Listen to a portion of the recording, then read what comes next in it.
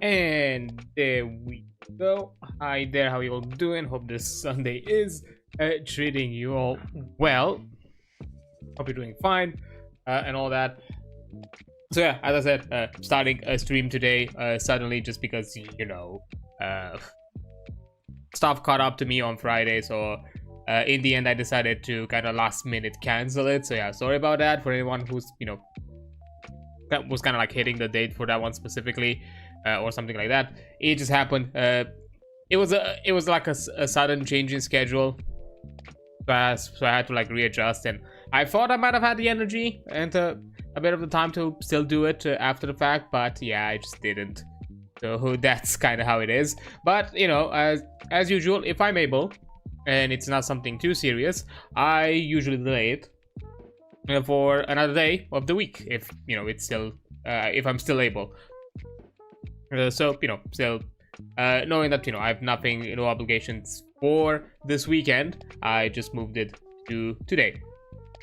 Plus, I'm not expecting it to be too long of a stream anyways, because we just have a few chapters left for the Tactiquest, which I'm pretty sure they're going to be brief, and that's going to be it. I just want to cover what's left of the core book, and probably give me some overall thoughts of the entire system, of how I've read it, and just some initial impressions. You know, not final ideas of it, because, you know, a more well-rounded review, or at least well-rounded opinion of it, will be if I also get the opportunity to play. But at the very least, one from a more analytic standpoint of just kind of trying to figure out just by reading how exactly some things would turn out. But yeah, that's usually what's going on and what's the deal. Now, so yeah, that's mostly it. We're gonna jump into it soon-ish. I don't think I'm gonna delay it too long, or gonna hang around within this screen for too much time. But so as a reminder, there is a slight little shift next week. And we're gonna still start as usual. So, you know, tomorrow is gonna be a stream. That's gonna be fine. We're jumping into Warframe. I need to catch up with I need to do more mastery rank ups and progressions through the story. That's for sure, because I'm a bit behind. Not necessarily behind, but I've done a ton of things. I've done a lot in the past 2 weeks on that game, and I'm at a point where I need to unlock more things. And even though it has been interesting to kind of like limit myself with the mastery rank to, for the time being, just do it on stream, at least for the ones that might unlock story progression. I think that would be neat, because I think up to like MR7 there's like, that's like the highest requirement for like some of the quests, I think. So yeah, I thought like maybe that would be neat. From that point on, maybe I'll do them off stream, just so, you know, I'm not necessarily getting myself stuck for too long. Although, to be fair, there's gonna be a point where, you know, the MR progression is gonna get slower anyways. So, you know, I'm just probably gonna do other things. But yeah, that being said, so yeah, that's gonna be happening as per usual. But the Tuesday stream, I'm gonna move it on Wednesday, because I'm gonna be away for that day for most of it. I'm just gonna have like a really early morning thing. I'm just gonna be away. I'm gonna be gone. I'm already kind of vaguely debating how to also actually have to do the Monday stream, because I'm also gonna have to wake up early. That's like another thing, and the Monday stream is gonna push a bit late in the hour. I mean, to be fair, I think I can like catch a bit of sleep like on the drive or something. I think maybe if I have the chance. If not, oh well. Yeah, that one's gonna also have it a bit, make it a bit more complicated, because we're gonna have to leave early in the morning. Oh fuck, I think about it, that's actually kind of rough. Hold up, now I just kind of like realized this. I could start stream a bit earlier. I could do that, and maybe have it a shorter stream, although I wouldn't really like it to have it be a shorter stream, that's sure. That's gonna be complicated. I'll think about it. I'll figure it out. Because I don't want to like shift it completely to do like a full-on, you know, Wednesday, Thursday, Friday, Saturday. I might do something similar to this where I might shift one of the streams, maybe like shift into a full weekend stream, and maybe I have Friday off, and so I do like a Wednesday, Thursday.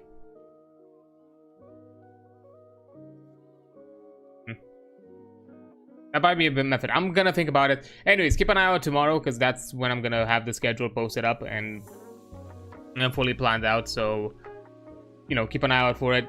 That's gonna be a plan. But yeah, at the very least, even if I bite the bullet and just, you know, move one stream, that's gonna be on Wednesday, which we're gonna continue Enfield, and then everything else is gonna be the usual. Probably some more Tactiquest next Friday as well. I'm gonna have a quick look through the because I also want to look through the game mastery side of the system, and because that's not covered within the core book by any degree. So, and that's something that I also like to cover, or at the very least see what exactly it's mentioned. I'm not sure if I'm gonna go through that entire book. It really depends on how big it is.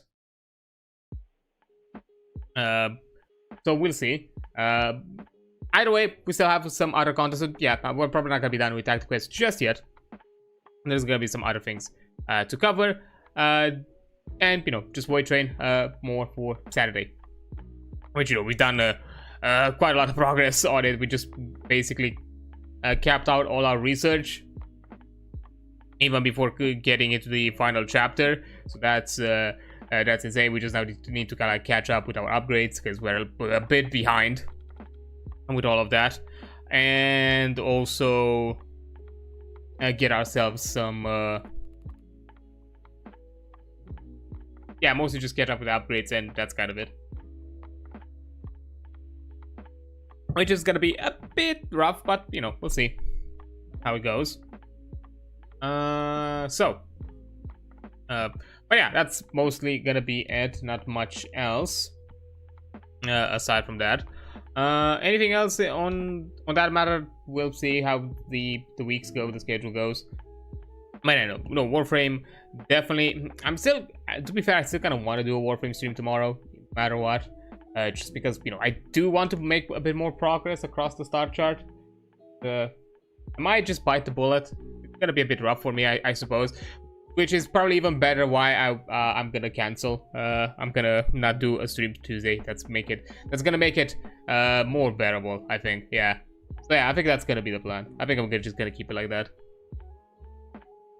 So yeah, because you know, I've done a ton of I've collected a lot of things.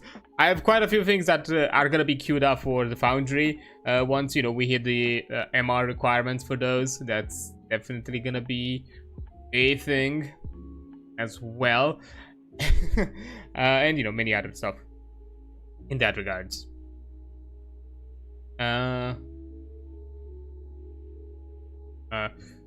So yeah, and you know, I've had a lot of fun the past weeks with Warframe, and you know, I just kind of, you know, want to keep at it for the time being. But anyhow, outside of that, I don't think there's much else to mention on that, and I'm still catching up with a few things today. It was, you know, I think I'm gonna force myself, even though my brain is telling me no, you should probably do some work or something like this. I think I'm gonna like force myself to at least keep my Sundays a bit more free, and not necessarily have to do too many stream related things, because of the nature of how I do most of my uploads outside of the stream. Those are already decently kind of like queued up in advance. Currently, it's more of an issue that, you know, I'm a bit behind with some of the streams, and I'm getting to the point where I'm gonna lose the VODs, the archive VODs on Twitch. And at the very least, though, my process right now is grabbing and cutting the clips through the Twitch VODs, and then from there, I'm putting them up together for the other platforms. It's simpler that way, mostly because I can automatically create some, if there are moments where I can just use the clip system within Twitch, I'm just gonna create a clip, so I'm also having already some made clips, and those are gonna be used up for the other platforms. So it's easier for me, so I need to kind of like, take advantage. Right now, I'm okay, we're fine. We're a bit ahead, but I still need to kind of catch up, because by tomorrow it's gonna happen again. So that's something that I have to work on towards it tomorrow as well, and we'll see with the other stuff how exactly we're gonna do it. But yeah, outside of that, I think there's much else to mention.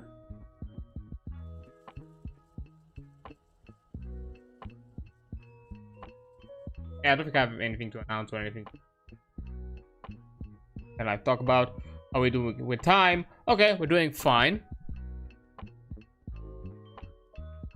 So, I don't think I want to delay it, because as I said, I don't think we have much left for today to kind of cover. Actually, I can have like a quick looks on my own before we actually look ourselves. 28 up to like 192. That's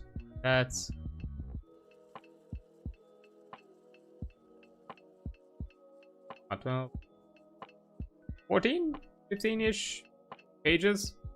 I think we can mostly cover, and some stuff, there might be some examples here and there that I'm probably gonna skip if we're gonna get again like into like listing things.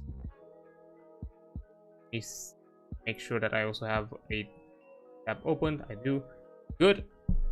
Okay. So let me actually swap to the appropriate screen while we're at it. Boom. Okay, we are good.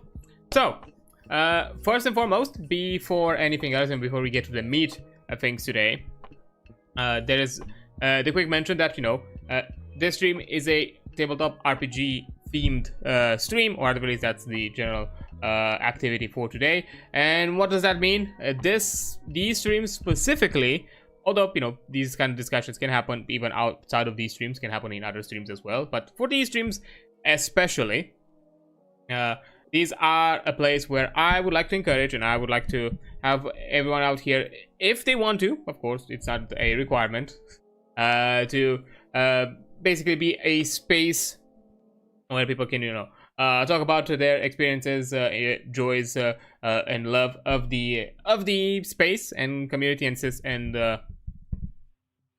in general tabletop RPG kind of medium. Be it they're a player and they want to talk about like some cool things that they've done or created, maybe game masters as well, they want to like share out some things that maybe they cannot share to their players, because as we understand, sometimes certain information can be sensitive and should not be revealed until it is actually encountered within the game. So that's also another reason, and maybe they want to cash out and do other things of that nature. Or maybe you're out here needing some sort of advice, help, suggestions, anything else of that regard. I want this to be a space where people can do that sort of thing, be it and help each other either within the chat, or maybe I myself can offer some suggestions to kind of give a bit of understanding. I have a bit of a tabletop RPG and game mastery background. I've started like most people in like 2018 with D&D for a good chunk of years, and equal amounts played and game mastered there. Then in more recent years, I think almost we're getting to 2 years. Yeah, I think we're getting to close to 2 years in like 2 months from now or something like that. 2 months or so from now. Yeah, we're getting close to like 2 years. I've diversified in some other systems. I've been a player for some actual plays for some World of Darkness games, specifically some Haunted the Reckoning 1st edition and Vampire the Masquerade 20th anniversary. For those who know of that, to be more specific, that means, you know, the imbued hunters of old World of Darkness, for those who understand World of Darkness, and, you know, the 20th anniversary, which, you know, is a more wider, crazier, and more multi-splat friendly, I would say, or at the very least splat friendly, inner splat kind of like friendly system. Also because, you know, majority of things are within the 20th, or if they're not within the 20th anniversary, they are at the very least at a similar system structure that they can be easily adapted, kind of like how Hunter is. It has its outdated elements here and there, but overall the general framework is there and it can be updated. But anyways, and that's just a side rant.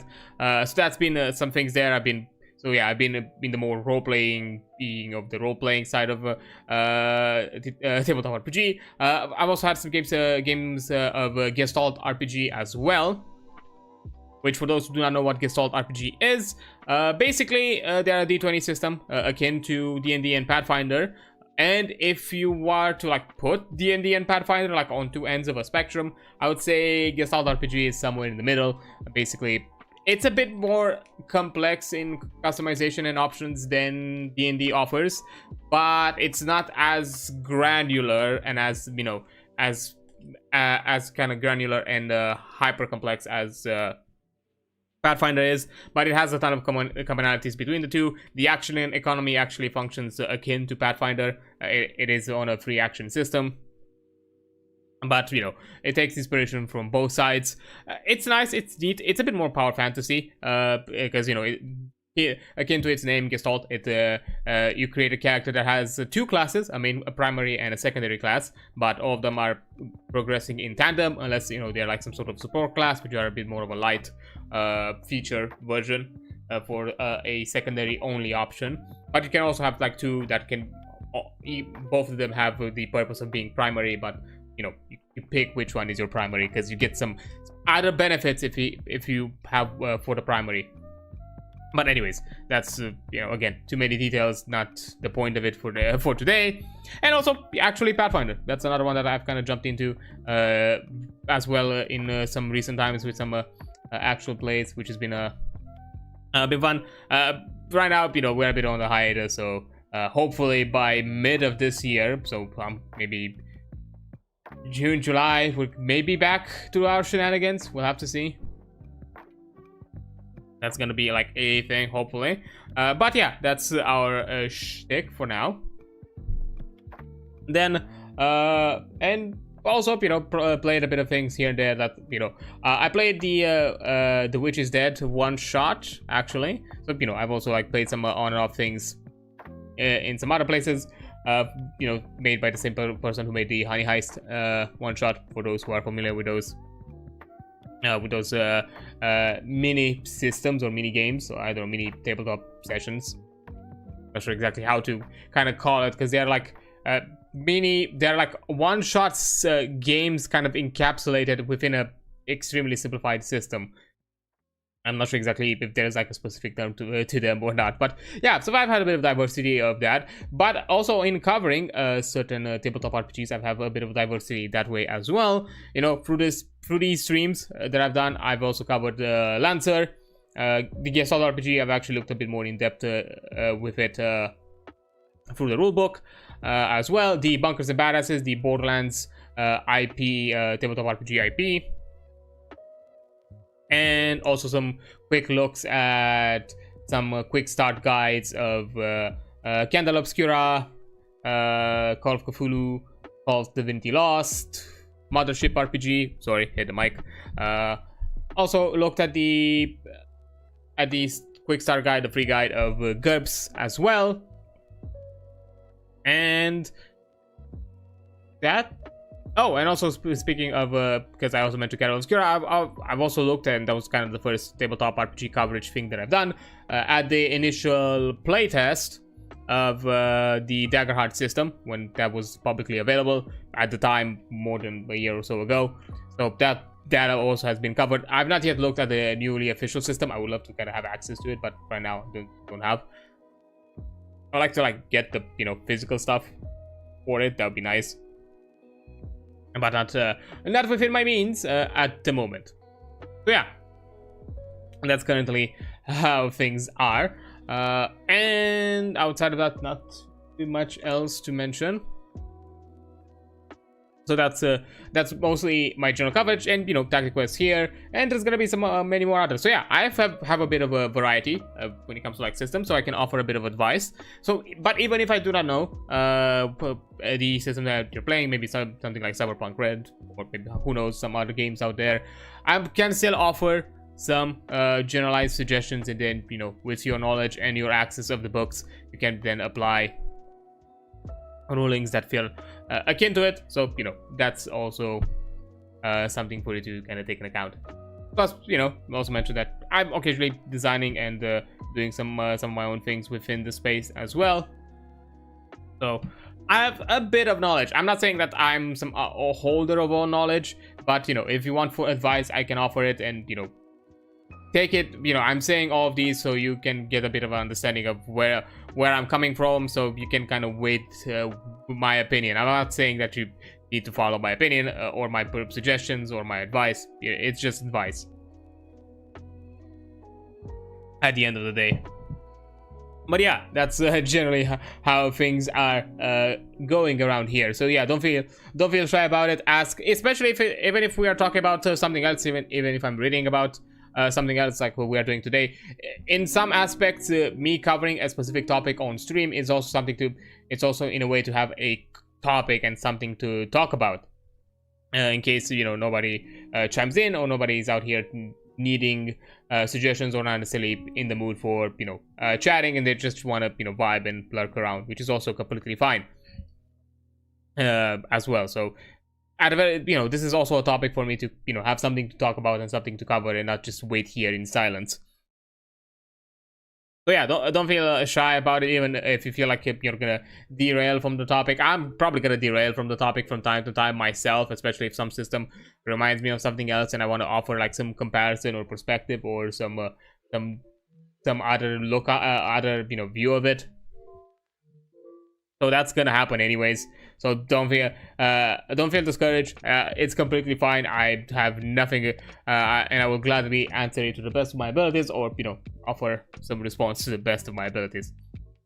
But anyhow, so that's the general introduction. There's nothing else for me to kind of go into with it. So right now, let's talk about what we are covering today, which is Tactiquest Near Diceless Tactical Sandbox RPG by level 2 janitor. Sorry, I almost messed it up. Let me see. Let's also put a link, because this is a indie system, and I want to. I'm out here to encourage people to check out and support indie projects as best they can, be it by getting the book yourselves, because it's freely available for you, so you can easily buy it. You can easily get it without having to put any sort of money. But hey, if you want to offer like some donations or some ways to kind of help out, that's also a way to do it. And so you have some coverage there as well. So that's also, or the free way of showing support to someone else. Talk about it, play the game, share it with other people, that sort of thing. That's also like a big help within the space. So not all support has to be financial. A lot of amazing support comes from just word of mouth, or just talking about it, sharing your love for it, and all that sort of thing. So you don't necessarily have to most support is not just financial. So a lot of support comes outside of the financial. Yeah, I'm out here to kind of go to you all and hope it interests you. One quick disclaimer, just in case you're not gonna be just in case maybe you're gonna look at this stream and compare it with the book that you're gonna look through. I have Jan, level 2 janitor, has been kind enough to offer a in the works kind of playtest and future update version of it, because the system itself, it's still in playtest, and I currently have Jan has been kind enough to offer me a sneak peek of a yet to be released version of the system. So some of the information here may not be akin to what is currently available in the currently public version, but that's something that's going to be changed up soon. So when exactly, I'm not privy to that information. The Tactiquest page has a link to their Discord server, so you can check out there, maybe and talk about all this kind of stuff on that end. So yeah, some of the stuff is going to be different on my end. I think most of it has been already covered. Anything that has been kind of like majorly changed, I'm not sure from what it's left of my chapters to coverage if there is anything different, but we'll see. So what's Tactiquest? As I said, a near diceless tactical sandbox RPG. What does that mean? So it's a, I'm reading FOA, I'm reading the blurbs from the pointers from Edge, just because it's a bit simpler. Sometimes my brain just does not do the braining. But yeah, it's strategic, fast-paced fights, and with no wasted turns and no stuns, meaning time spent in fights is boiled down to decisions and impactful abilities, rather than waiting for a good die roll to land a hit or shrug off from being stunned. So nothing, no sort of like removing of agency, sort of any mechanic that could remove any sort of agency. Wide variety of classes, designed to capture specific, compelling fantasies, and widely distinct from each other, with the majority of the classes being non-magicals, like Scholar, Rangers, merchants, bards, and more that can contribute effectively without the use of magic. What I can add here, it's also really diverse, even in the sense of what it means, what it can offer as skills and abilities. Because, for example, like the support class, it's not necessarily just the classical healer. Each of them offers support in its different ways and can assist with different aspects of the wider systems of Tactiquest. So you have support in many ways. It's really interesting that how a lot of the classes have been envisioned as being non-magical, even though in some systems they are kind of excused with this the whole shtick of here have some light magical spells to kind of like flavor into abilities, instead of just having them as abilities, like rangers or bards or anything of that sort. But of course, it's also depending on what that fantasy is shown for what game. It's as mentioned, it's a near mostly diceless approach that brings players' input to the forefront. Dice are only used to set up situations, but not to resolve them, so they are not a way to offer conclusions or any sort of a end result. And those are still going to be determined by your decisions and how you decide to how you plan to use your abilities and skills. There's a big emphasis on resource management and attrition, tuned to fit the pace of a typical campaign. So there's also elements of crafting, currency, travel, which are a core part of the game system, with classes that offer, as mentioned before, support and help within those systems, and they are core parts of that system. So now and the core parts of the experience, like how resources are an important aspect of how they can allow you to go through the adventures, because you have a number of supplies that you kind of have to run through, and if you are out of supplies, then you are in trouble.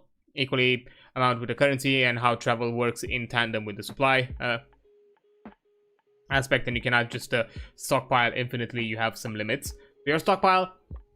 So there are important elements of semi-survival, but mostly just the resource management, and the resource management also goes beyond just general party. It's also in what you abilities and how you can you manage your own equipment and abilities as well. And but of course not to the level of you have to count every arrow or every bullet or every thing like that. If it's something special, yes, but if it's something mundane, like just shooting a bow and arrow, it's still not going to be kept count, which I think like most people don't necessarily keep count of every single arrow, because that's not really fun. And yeah, the campaigns are overall player driven in a sandbox style. So, and the systems are facilitated in a way that they encourage exploration and to set up your own goals, with elements of kind of creating and assisting to your to the general world building. And there's a wide variety of creatures and monsters who are simplified to run and offer interesting challenges beyond just being a bag of hit points. So there is tactics and abilities to each of them. It's not just going to be like, oh yeah, you have the two creatures that would feel different to each other, but they just have all that may have different is just what weapon they use, what amount of HP, and I don't know how easy it is to attack them, and that's basically it. And maybe some resistances depending.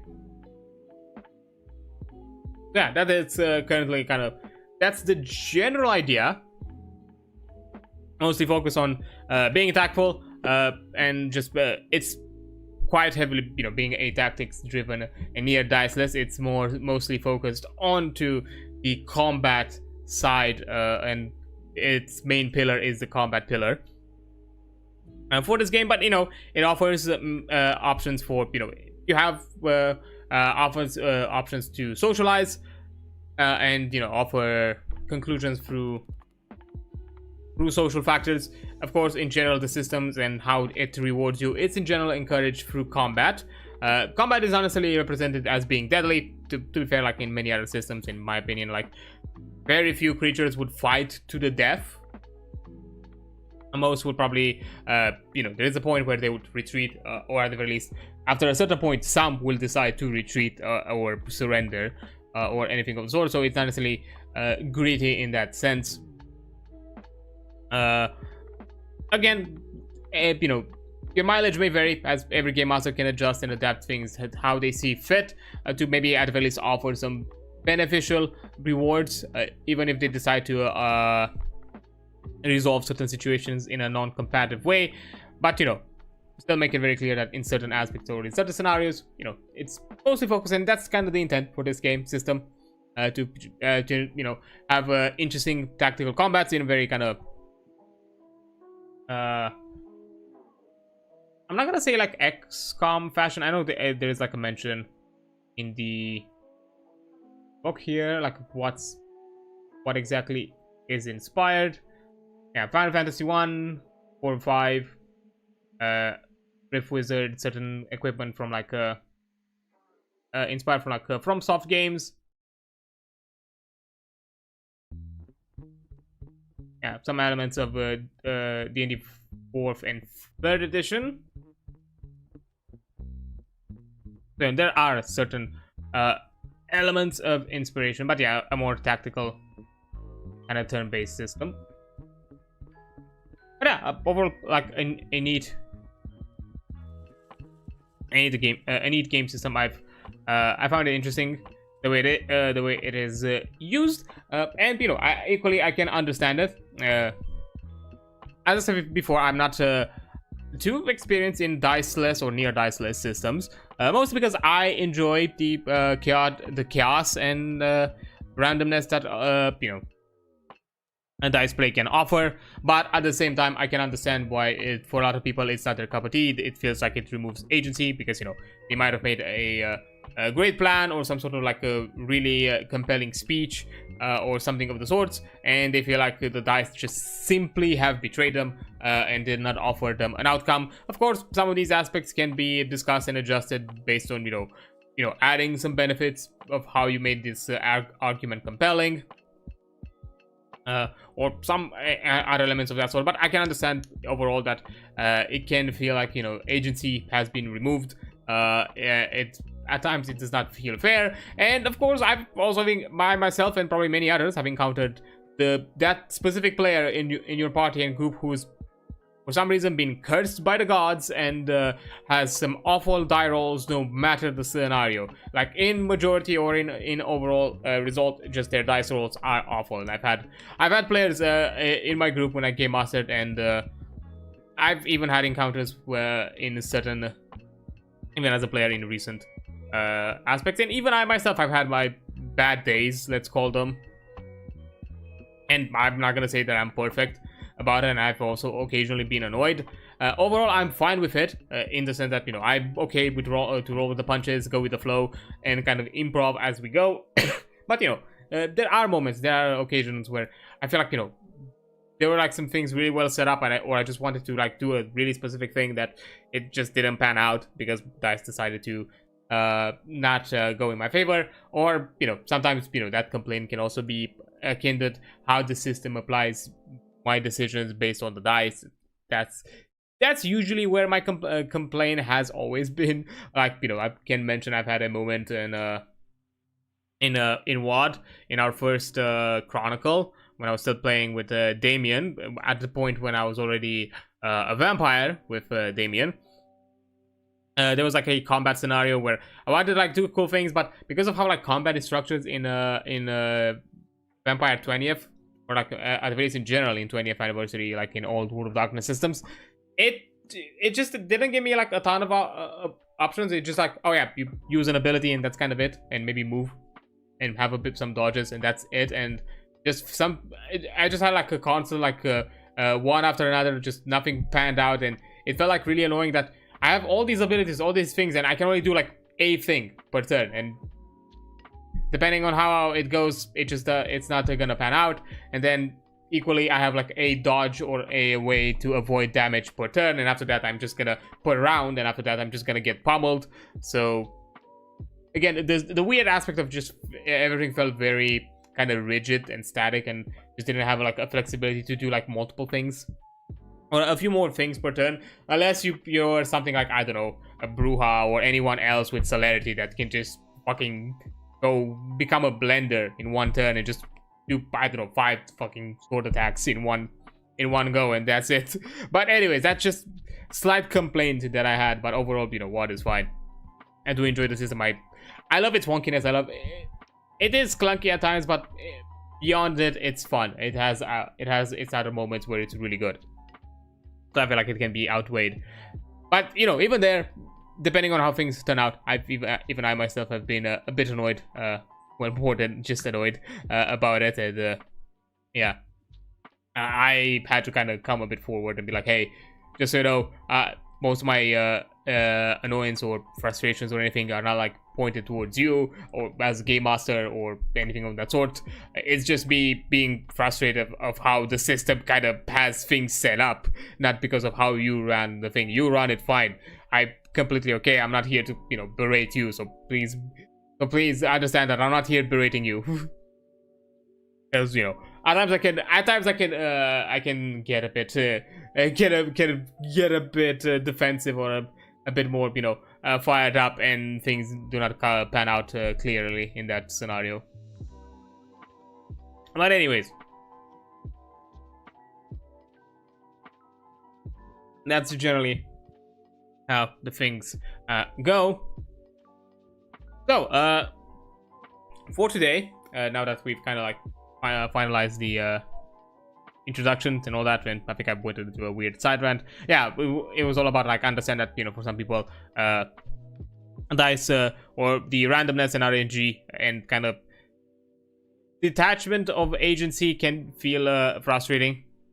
I can understand it. So some people can resonate and cling and lean towards this kind of system. I'm curious to like try some of these types of systems myself in the future if the opportunity arises. So that's something to, you know, to try out for sure.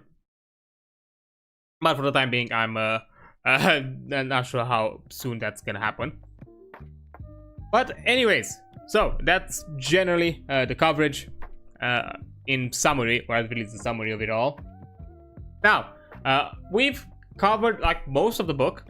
We went through a ton of the introductions and like skill system. Then we went through like elements of character creation and certain things particular to the characters, you know, things like inventory, rest and healing. Then we covered combat as it's kind of like own singular thing for like one stream. And finally, all that we have left is travel, ailments, crafting, and aspects of, you know, followers, animals, mounts, and base building.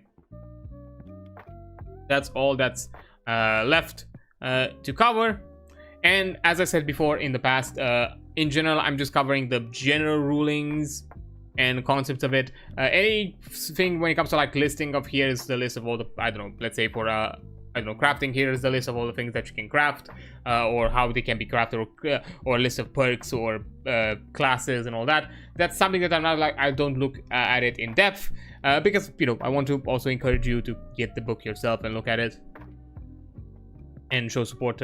Yeah, I'm just here to kind of get an understanding of the core mechanics, the core ideas for most of the system, or if not all the elements of the system and all its systemics and mechanics.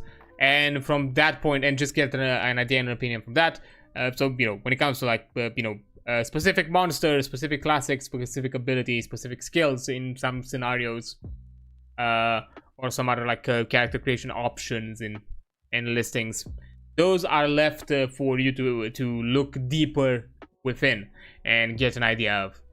So yeah, even though here there is a mention of like being 14, 15-ish pages, I'm suspecting, there's a possibility, technically, probably we're gonna skip through a few of them, so it's even likely that this stream's gonna be shorter than that. So that's kind of also why I was fine with moving it on Sunday, even though it's usually my no stream day, because I'm not expecting we're gonna be at it for too long. We're just gonna be going through this as quick as possible. You know, offer my opinions here and there wherever possible, wherever able, and then finalize with a general opinion of what I feel about an initial perspective or opinion of this entire rulebook, and that's how we're gonna conclude the day. So yeah, that's the general rundown and how we're gonna do things. Yeah, even though we don't have much left for the hour and before an ad break, I do want to like jump into it quick, so you know we can get through it. And as I said, some aspects are quickly summarized, and in some elements I might not just have too much to offer, so it's just me looking through this. So travel and exploration being the first chapter, as it's an important and core system of it, as you know, resource management is very closely tied with how you explore and go from point A to point B in your quests as you travel to fulfill your adventures. So you travel through dangerous wilderness, as it is a core part of Tactiquest. Players explore dungeons hidden in deep forests, cross hazardous deserts, swamps, tundras, and magical wastes, and make careful preparations for long journeys to distant lands. Similar to combat, exploration takes place on a grid that measures distances. Each space on the grid is one march across, which is roughly a half days of travel. Each day is divided into 3 watches, mentioned before hand, and one final watch, which is nighttime, during which the player characters sleep or they take a strain for each time they stay awake. Travel takes 1 watch to walk and 1 march. Traveling more than 2 marches in a day incurs 1 strain for each player character per march past the second one. So if you decide to go 3 marches and then stop for your nighttime march, that's still gonna be incur a strain. So, you know, have to manage those, because those are important, because if you accumulate too much strain, it is more likely that you are gonna counter lethal or at the least very dangerous situations. Adventuring, time spent exploring an adventure site usually adds up to 1 watch. Effects with a 1 watch duration last until the party is done adventuring or stop to camp. So if you have some sort of buff or ability that you know is gonna be a 1 watch long and beneficial for an adventure, you know, you start it when you activate it when you start the adventure, and you know that's gonna be over once the adventure is done. Visibility, player characters can make out landmarks, adventure sites, and so on within a few marches, but can't discern details unless that landmark space on the grid. So yeah, again, that's probably more of the game master's discretion and what you feel like it's something really important to offer information towards the players or not. But in general, that's kind of how travel goes. Now, when it comes to encounters, each watch, including night, the party has a 2 in 6 chance for an encounter. The game master should have a table of encounters to roll for a given region, which is going to be offered in the game master's guide. Each day involves 2 in 6 encounter rolls. So there's, depending on your luck, there is a possibility you're going to have 4 fights in a day, no fights. Although, you know, considering that it's a 1 in 3 chance, it's highly likely at the very least that you have a fight per day, consider at the very least, from the looks of it. So yeah, always prepare for combat, basically. Optional rule, encounter timer. You can also have an encounter happen every 1d6 watches, which is a bit more consistent. They have about the same odds, so use whichever one is easier for the game master to keep track of. So, you know, if you want to have something that is a bit more consistent and not just purely left to randomness, because, you know, depending on your luck,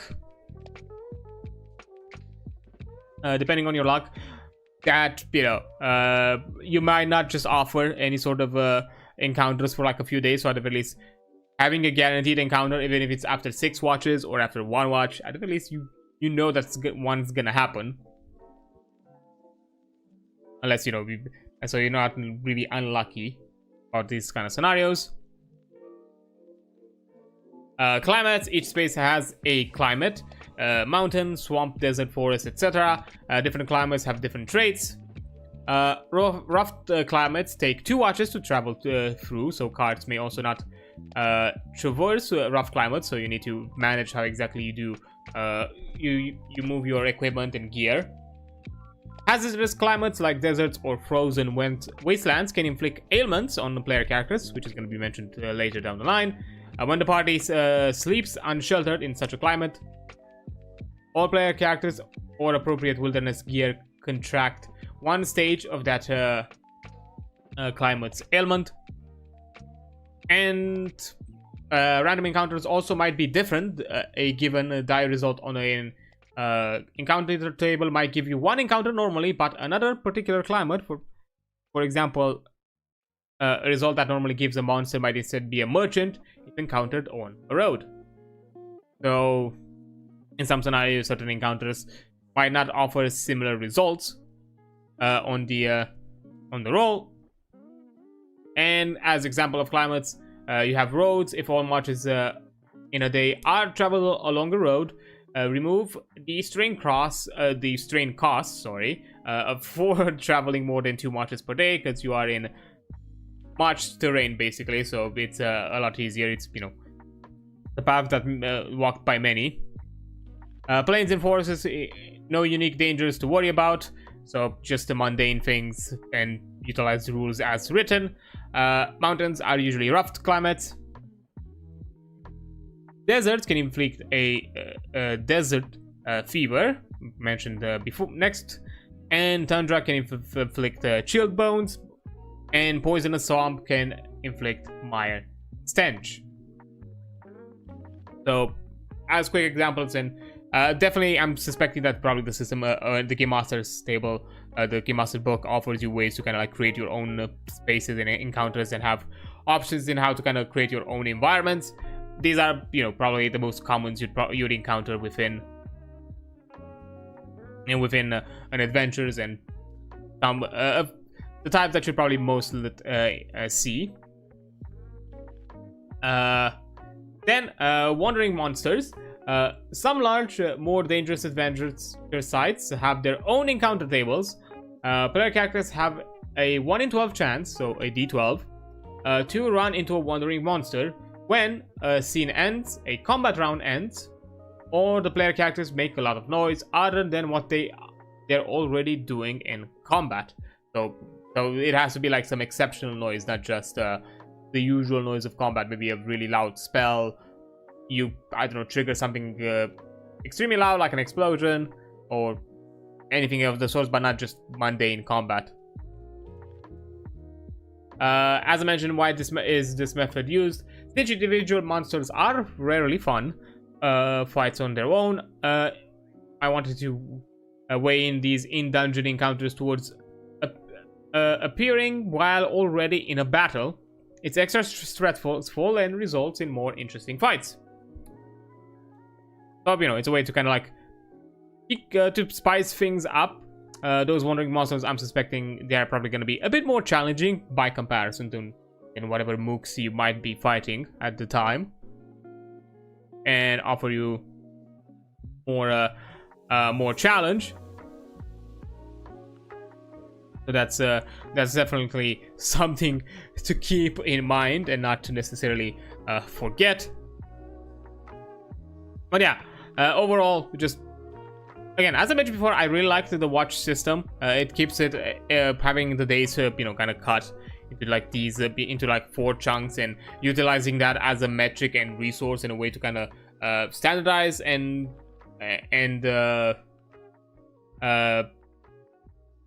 add limits or timers to certain effects and in scenarios and encounters. It's really interesting because, you know, in most other systems you utilize a day system, but I don't know, or the short long rest scenarios, which at times can feel a bit ambiguous because, you know, a short rest can even happen within the time you know, you would probably do a long rest, or, you know, you can have a short rest you know, in the afternoon, or you can just have your first short rest in the evening,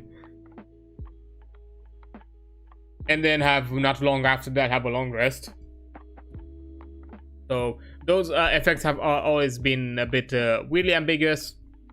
So this offers a bit more like consistency and structure into kind of what you feel like, and probably also kind of give a better idea of like power level in some scenarios. And again, and it's also a good method to kind of then, you know, apply to wider systems. So, you know, that's whenever you're thinking of systemics, that's usually the go-to. Utilize concepts that can be adopted by multiple mechanics and multiple ideas. So that way it's easier to kind of adapt, and it's easier to balance it out with each other because you have points of reference. And, you know, keeps things also a bit more evergreen. It doesn't feel like, you know, you have to keep track of every, you know, of hyper-specific mechanics for hyper-specific things every time. You just can utilize the general concepts, and that's usually how it's done. And, you know, and as mentioned before, you know, travel is and resource management, it's an important aspect of this game. So having elements that offer importance to travel, and to be fair, you should always make, to some extent, travel interesting to some degree or another, not just keep it as, oh yeah, you go to A to B and that's kind of it. But at the same time, not just always have it to be like, oh yeah, here's some just random guys that you fight every time. Like, you know, always have a bit of diversity, keep it fresh, keep it different.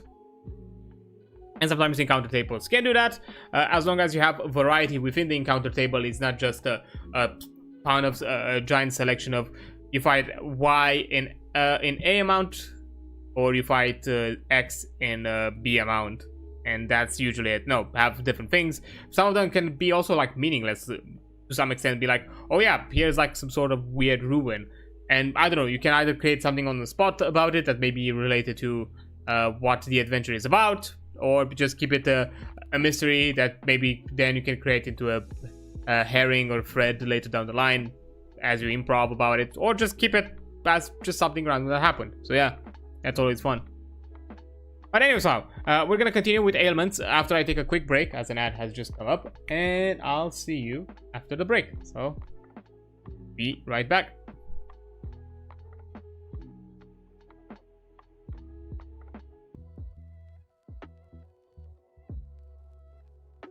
Okay, let's continue. Yeah, as you can already see, today is probably gonna be a really fast stream day, because, you know, we already looked for an entire chapter, almost. Like the ailments is like the last part of it, and then we basically covered already the entire chapter, and we still have 2 more. And well, the next one is probably gonna be a bit more encompassing, I guess, to some extent, but not by much. Because I'm guessing we're also gonna skip through a few elements. So yeah, it's highly likely that we're gonna be done with this pretty fast. So yeah, let's keep at it. Now, so we talked about all these, travel and exploration, and one of the mentions is that, as you explore, you will encounter certain hazards and certain obstacles that will offer ailments. Extra nasty monsters and hazardous climates can inflict poisons, diseases, and curses in the form of ailments. Each ailment lists a number of progressively worse stages, listing symptoms for each, so kind of like a disease in a way. Sort of kind of like a ailment victims lose one stage of one of their ailments for every rest in a travel or save, so it doesn't necessarily have to be safe space.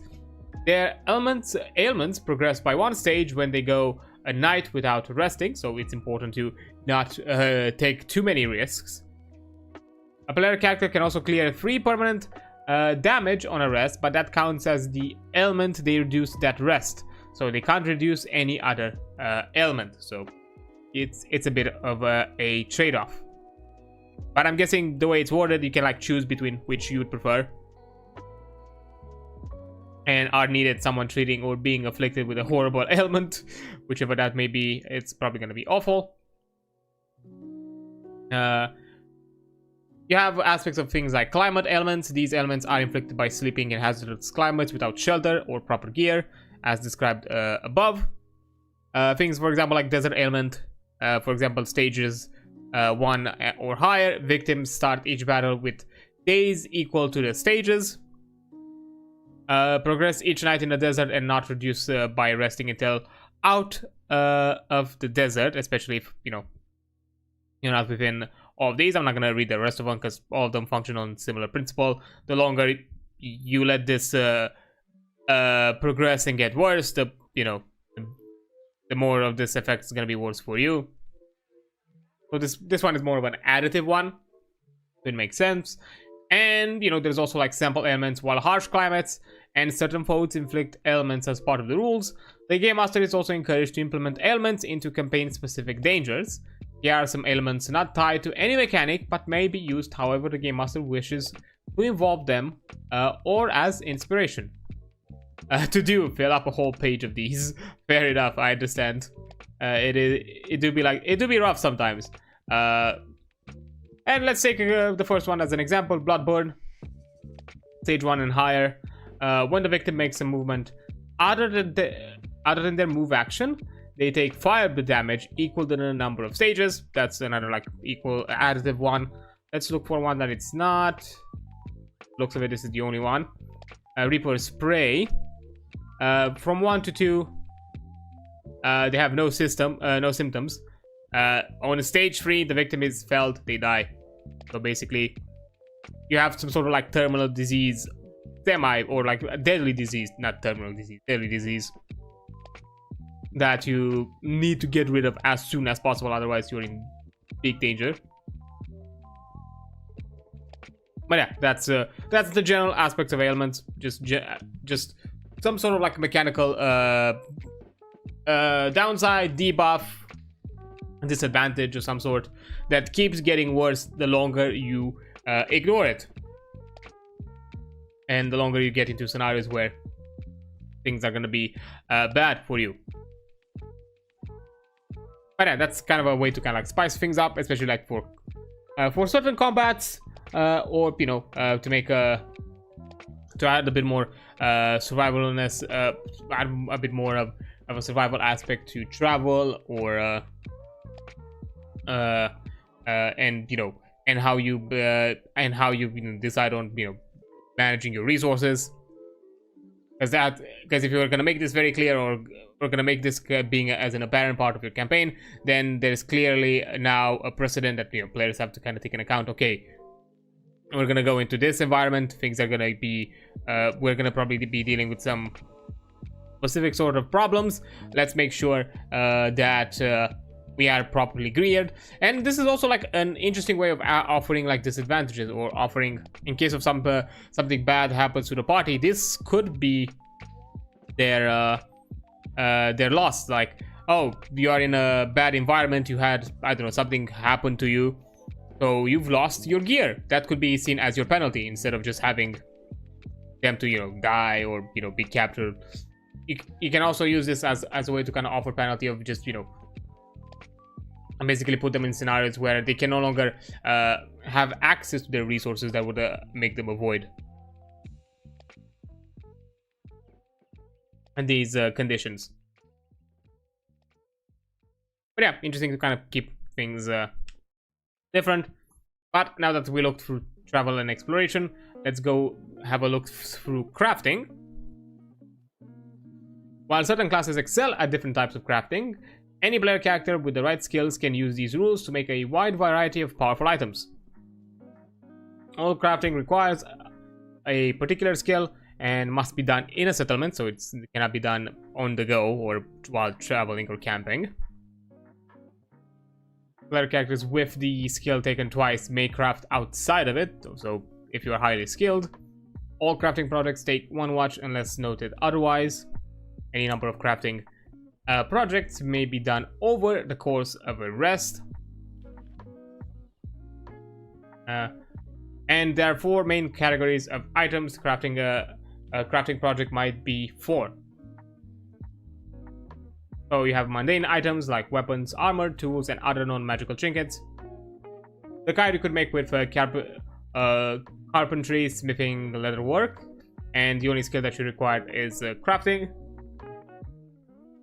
I'm guessing most of the equipment that you'll find within the equipment list, it can be done this. It can be obtained this way, or maybe you can. I'm guessing you can maybe also customize a bit.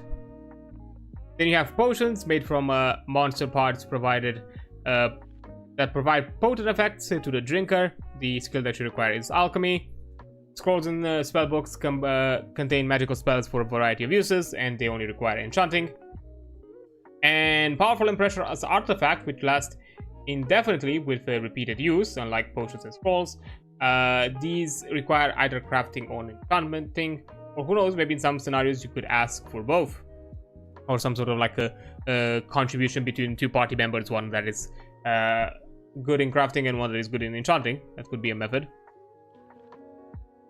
But yeah, in general, easy to like obtain, so this could be like another element of survivability, depending on in what kind of scenario you are, maybe, and you know that you're part of a character that's really skilled. You know, if you want to do it, if you are able to do it out of settlement, or hey, you know that you're gonna plan out a specific objective. I'm guessing you can scavenge reagents and kind of like craft on the go to kind of adapt to your target. Now, when it comes to ingredient types, you're gonna need you have scrap, which is usually common metals, wood, stone, clay, and so on, that are abstracted into this material. Almost all mundane crafting costs scrap, so nothing too special unless you want to have like a special weapon. But at that point, it's no longer mundane. Monster parts used for potions and can be made into magic ink. Rather than being abstracted into one type, each monster part is a discrete object in its own right, and this affects what item it can be crafted into. Recipes that call for monster parts measure them in carried item, so multiple monsters might still only reward 1 item's worth of monster parts between them, and this only counts as 1 carried item for the purpose of inventory space. And then you have reagents, anything used to brew potions. So most monster parts and herbs, spores, and moss, and so on, with unique properties. Magic ink made from any magical ingredient that is used for enchanting. Spell formula, a spell written in mundane ink used as a recipe. Scrolls and spellbooks can also be used as formula. A spell formula enables crafting scrolls of that spell. Formula for any number of spells are easier to carry than spellbooks and scroll, and any number of them can fit in a single book. So 1 carried item total.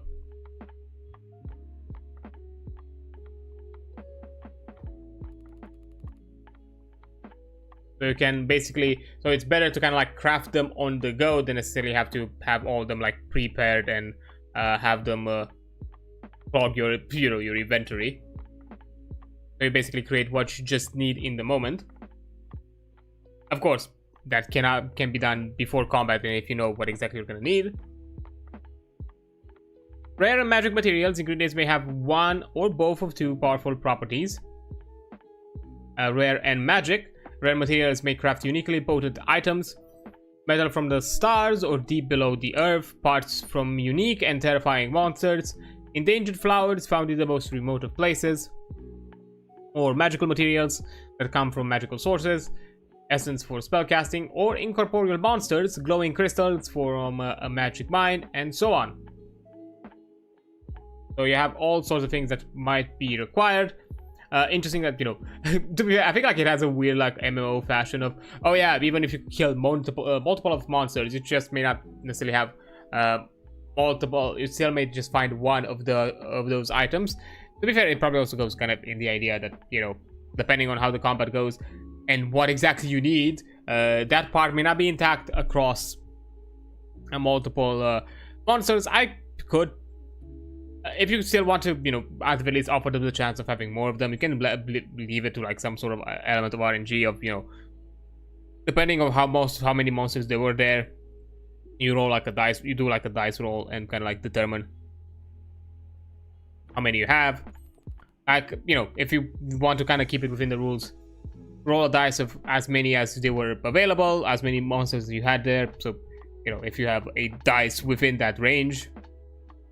And even if not, but at the very least close enough to that number, so you give them the possibility of, you know, it's still within the rules of still having at the minimum a 1 obtained, or at the very least, or maybe if in better scenarios 2, or, you know, if there is something of an item that cannot necessarily be found in singular amounts, you can do like multiple dice rolls as well. Because yeah, it would be weird, for example, to fight 6 monsters, but you do like a 2d12, like a 1d12, and you get like something like 12 hearts, and you just, you know, you needed, you know, and there's no such thing as having 12 hearts, so that's kind of like a thing. Plus, this can also be taken into account, like the process of harvesting may be a bit botched from time to time. So, you know, many ways to kind of like look at it and be a bit more forgiving if you do not necessarily want to just offer the singular. Of course, take into account the rarity and how important this item and it's gonna be. So, you know, you're not gonna make it too easy, so still offer them a challenge. Now, when it comes to mundane crafting, all smithing, leatherworking, carpentry, and so on falls under crafting. And when it comes to using a skill, scrap is the main ingredient used for all mundane crafting, and the represents objects like elements like wood, stone, and metal. The game master may disallow crafting if the scrap represents a particular material, such as chopping down a wooden tree to gain scrap of for metal armor, but this should come up rarely, if at all. So, you know, apply common sense. You could make like a wooden piece of armor, I guess, but I'm guessing it's not gonna have the same effects. So, you know, take that maybe you can take that into account if you want. Everyone's scrap mentioned in crafting recipes refers to one item carried worth of scrap. You know, there's a limited inventory. You cannot have like a stockpile, an insane stockpile of material on you. Kind of craft on the go. So when it comes to ingredients, weapons, armors, and tools can be forged for 1 scrap. Any other mundane crafting object like furniture, statues, and so on also generally costs 1 scrap. Sometimes monster hides or other parts can make equipment as well for light armors or wilderness gears, so you can offer some benefits there as well. Again, apply common sense. A cart for use with pack animals costs free scraps, so you know you can also make your own if you don't necessarily want to acquire or buy one yourself. Then you have reforging. A player character with crafting may also spend 1 scrap to change the form of an artifact to another piece of equipment of the same type. For example, a sword into a spear, a bow into a crossbow, or a shield into a set of heavy armor. So we can as long as it follows the same purpose of a close range weapon, a long range weapon, or a protective piece of equipment. That's fine. Reforging can be done if it would remove a mechanic the artifact's unique effect relies on. So yeah, don't make it so flexibility to a certain degree. You can also salvage. A player character with crafting may destroy an item from a rare scrap to salvage a single piece of rare scrap. So that's also like another way to kind of obtain like higher equipment. And repair in the event of something breaking or damaging equipment directly. It can be repaired by a player character with crafting, and no mention of scrap. So as long as I guess it's not like completely shattered to pieces, or maybe it's just like broken in one part and then it can be seen as superficial amount of material. But again, I'm pretty sure you can also apply here a bit of common sense if you want to add a bit of this. Oh yeah, you can repair this, but you still need some materials because of the state of this repair it is in right now, or something of the sorts. But that's up to you. Then you have masterwork equipment. A player character with crafting may use one rare scrap to craft or upgrade equipment with a masterwork benefit. As seen below, a given piece of equipment may only have one masterwork benefit at a time, so you can have like stack effects over the other. So to see like an example, again, I'm not going to look at all of them. Lightweight, which can apply to any equipment besides casting foci. The effect is weapons or armor take one less equip slot. Other items take up one less item carried. So you get that sort of benefit, and you have many others. You can also craft special arrows. Magical or high quality ammunition crafted for archers. Special arrows are used up once fired, so these are tracked compared to mundane arrows, which are also made with crafting. As an example, hookshot arrow pulls target 6 squares and grabs them if engaged, or be pulled to them if they are larger. So you can have the opposite effect. Alternatively, pull stuff to a ledge and leave a rope ladder, so where anyone can climb. In general, it costs 1 scrap, so have some mechanical. You can also create some utility effects, not just your combat. But we're not gonna look at the other ones. That's for you to look into. Then you also have alchemy as a form of crafting. Monster parts and other reagents may be brewed into potions by a player character with the alchemy skill. Anyone with a potion can spend a big action to drink it or administer it to an ally. All potions last for 1 watch unless instantaneous or otherwise noted. As an example, potions of healing, they restore 12 HP, cure status effects, but adds 1 strain. So it always is going to be taken into account. Ingredient, any notable monster parts or other alchemic reagent. So yeah, take into account what would be useful for that sort of thing. And many other sorts of potions, which again I'm not gonna go into the entire list. As I said, it's probably a high likelihood we're gonna skip through a ton of this in the crafting section. You also have weapon oils as a way of alchemy. Powerful potions, rather than being drunk, may also be applied to a weapon as a small action, granting its next hit the potion's effect on 1 target for the scene. Harmful effects inflicted by weapon oils are cured as status. For example, Fire Grace, the next hit deals an additional 6 fire damage. Create highly flammable reagent like lamp oil, fire elemental essence, fire breathing Drake's gas bladder, and so on. And I'm guessing it's a one-use only sort of scenario.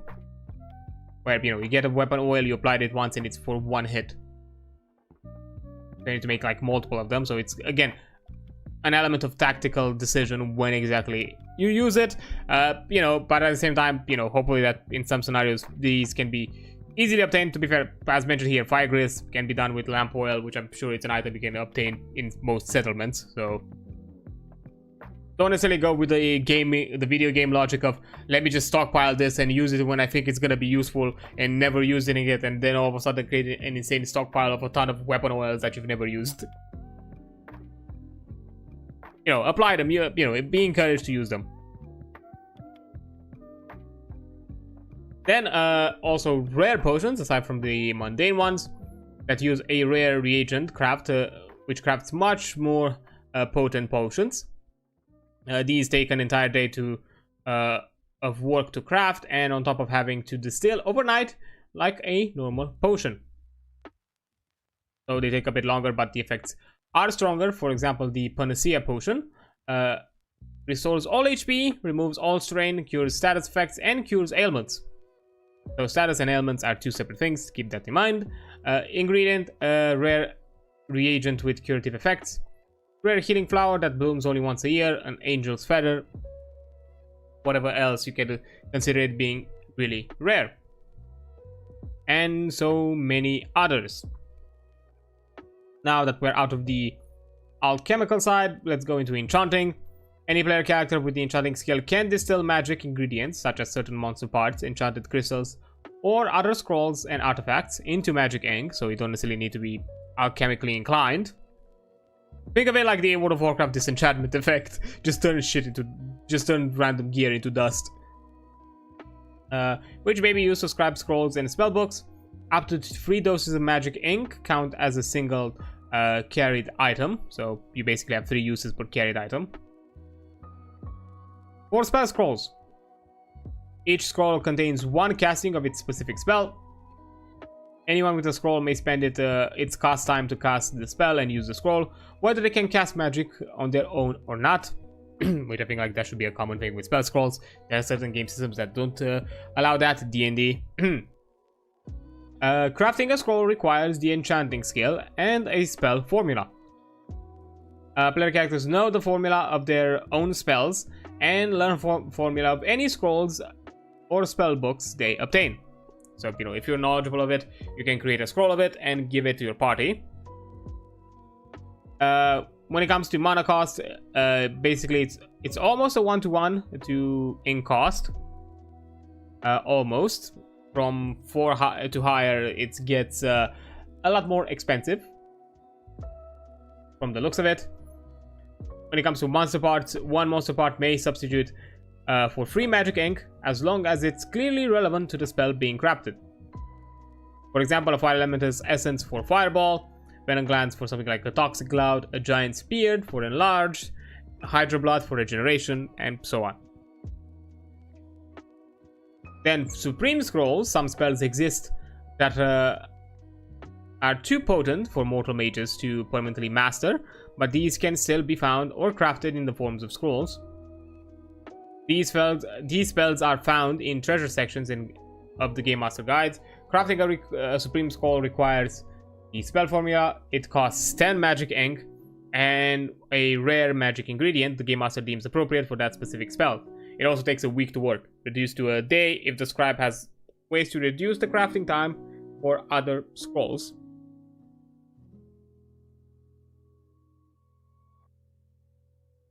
So, you know, if you find solutions to reduce time, then yeah, it's only reduced. It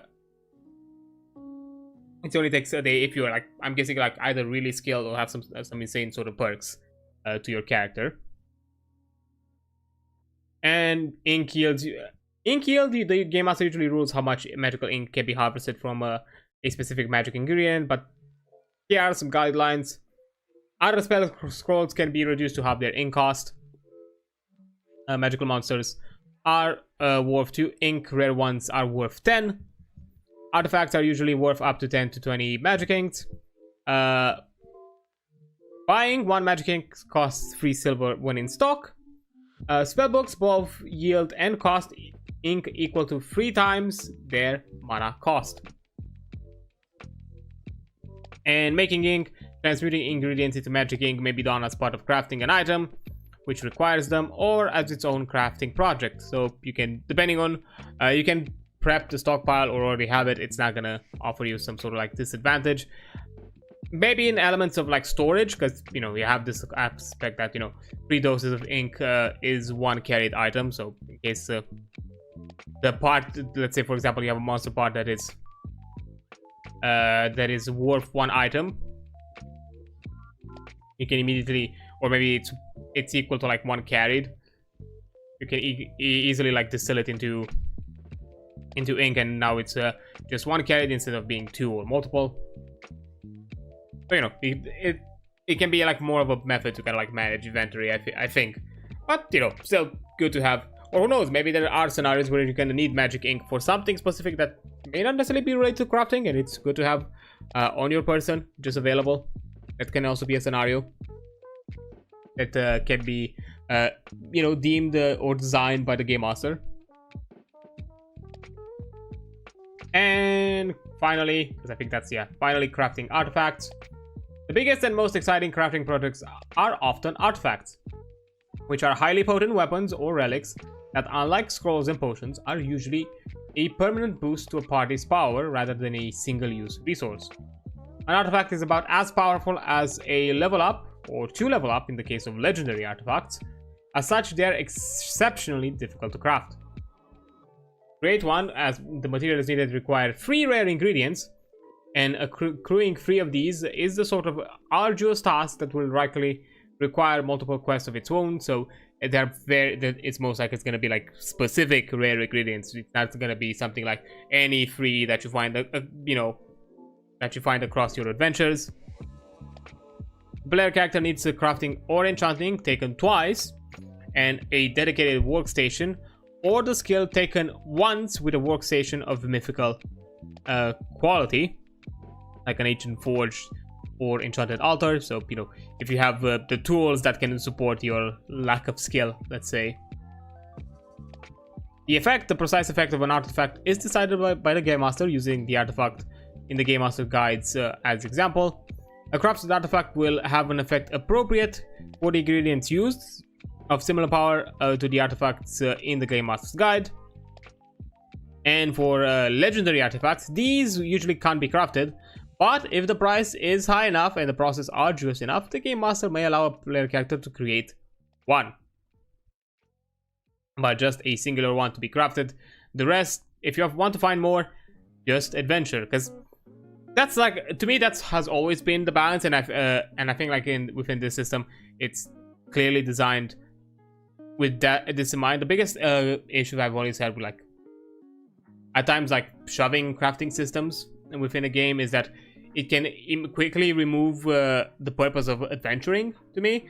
Because, you know, me personally as a game master, that's kind of one of the aspects I like. I like the idea of, you know, let's go on an adventure, let's have the party adventure, and if the crafting can like circumvent the need to, you know, adventure, because one of the big reasons you adventure is to collect cool things and cool loot, and then that's a bit disappointing, and it has always been like a weird thing to balance, because you know, if you balance it in a way where you just basically make it too annoying of a process to just create the most mundane of things, then it's not really worth it. So why then have crafting as a thing anyways?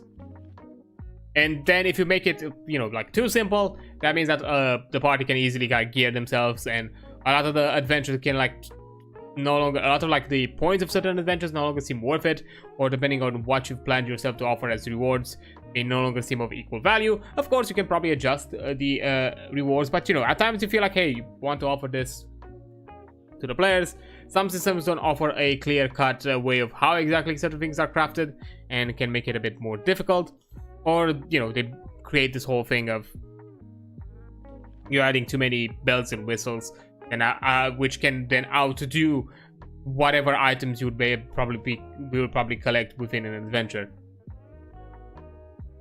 And that's more the issue than necessarily the items themselves, because you may have the scenario where you might have some sort of crafting system that, again, allows some sort of element of customization or element of upgrading, like how you see here, but not in this scenario. That, you know, is is, I don't know, complex enough to the point where you realize that a lot of the elements that you're basically what you're creating and all the things that you're adding can outdo and outperform, or maybe be in equal performance to whatever items you would obtain within your adventure, and now all of a sudden you don't feel like it's worth adventuring anymore. So, you know, it's always good to kind of balance this out, and here making it very clear that, hey, you have a limitation in how much you can craft or what you can craft, and, you know, it's very clear that you need certain equipment or certain materials that create an adventure of their own. And to be fair, that's kind of how in general you should manage crafting, even outside of this. Like, make sure that, hey, certain ingredients are not just gonna be found at any corner of the street. So if you have a party that is a bit more inclined into exploring the crafting section, give them a reason to also adventure for those crafting equipment, of course, in a way that the party seems fit. You know, that could be monster hunting if they are more they're also like combat inclined. Maybe, you know, it could also be a bit more of a social element. They could probably go to an auction, or, you know, speak with someone of influence that might have some sort of like interesting collections and so on. So yeah, you can also adjust that based on what your group likes. Also, hello there, how you doing? Hope this Sunday is treating you well. Sorry, I was like a mid rant. I just wanted to kind of like finish my thought before anything else. I hope you're doing well. Hope you're doing fine.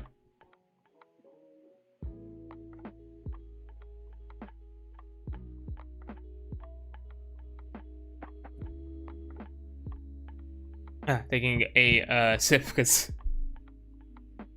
yeah, yapping.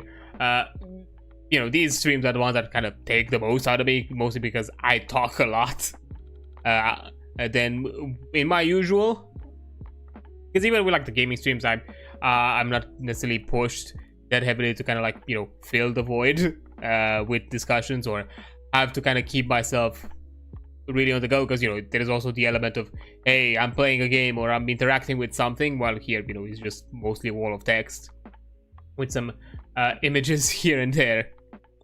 But yeah, that's it can take a bit more out of me. But thankfully, I had like a moment yesterday towards like the end of the stream where, I don't know, I've had like a weird kind of like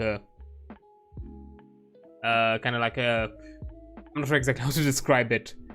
It felt like I've had like a weird like a ache in my throat or something like that. Not necessarily a pain. And for a second there, I was like, ooh, I hope this is not just something that is right now. That's, I don't know, it's just a weird thing of me just having something in my throat or being really dehydrated. Because at times I've had that to me, that also was a sign of having a sore throat or about to get a sore throat or some sort of cold, and I just don't want to deal with that. Honestly, I just that's annoying. And thankfully, no, it passed pretty fast. So, and today I've had nothing of that sort, so that's good. Because, oh boy, I just don't want to also deal with that kind of thing. To be fair, winter is not a type of season to kind of affect me when it comes to. It's not really a, you know, cold season, you know, or like a sick season for me.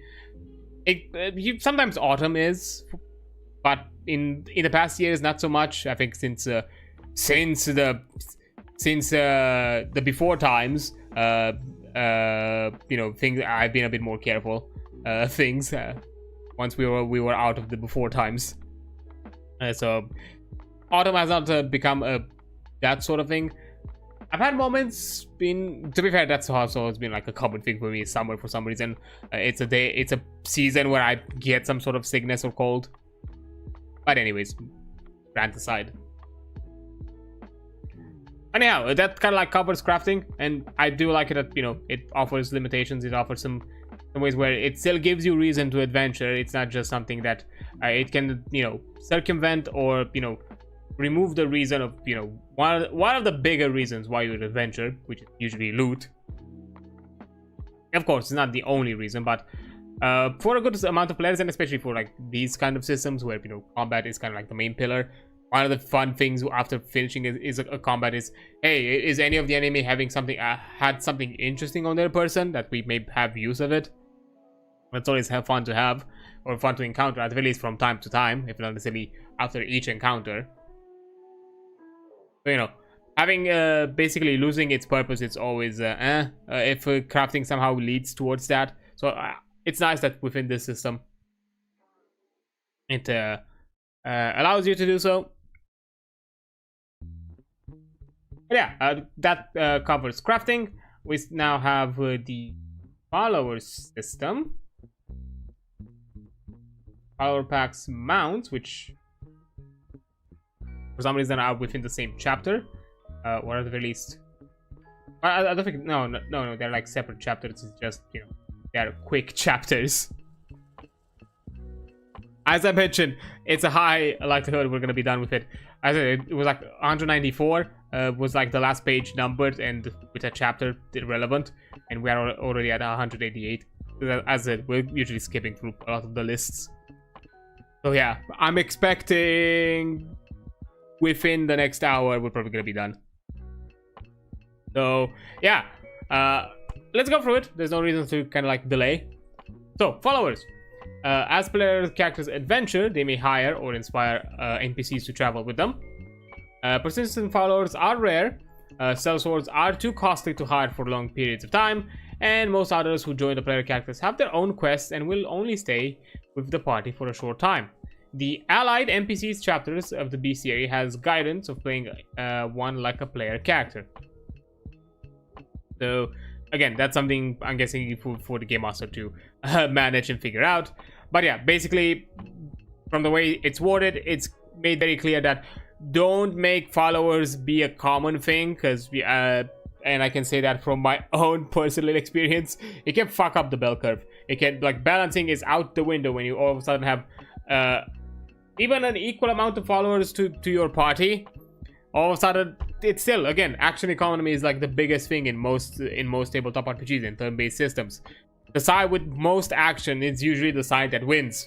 It doesn't really matter unless somehow the damage on the other side really outdoes it by putting people out of commission quick. But yeah, it's very clear that kind of makes it like, no, just be clear. Don't make it a common thing to have followers. So, bodyguards. Anyone hired to assist the players in combat, they charge silver equal to their danger when first recruited, finishing a battle where they were felled, going a few battles since last payment, and finishing an adventure. So, refusal to pay any of these result in the bodyguard immediately leaving and the party and returning home. Poorly treated ones might react more violently. And of course, you can also add elements of creating a precedent.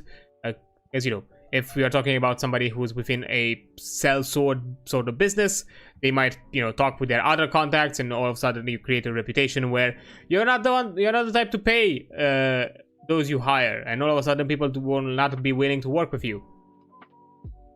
You know, choices have consequences.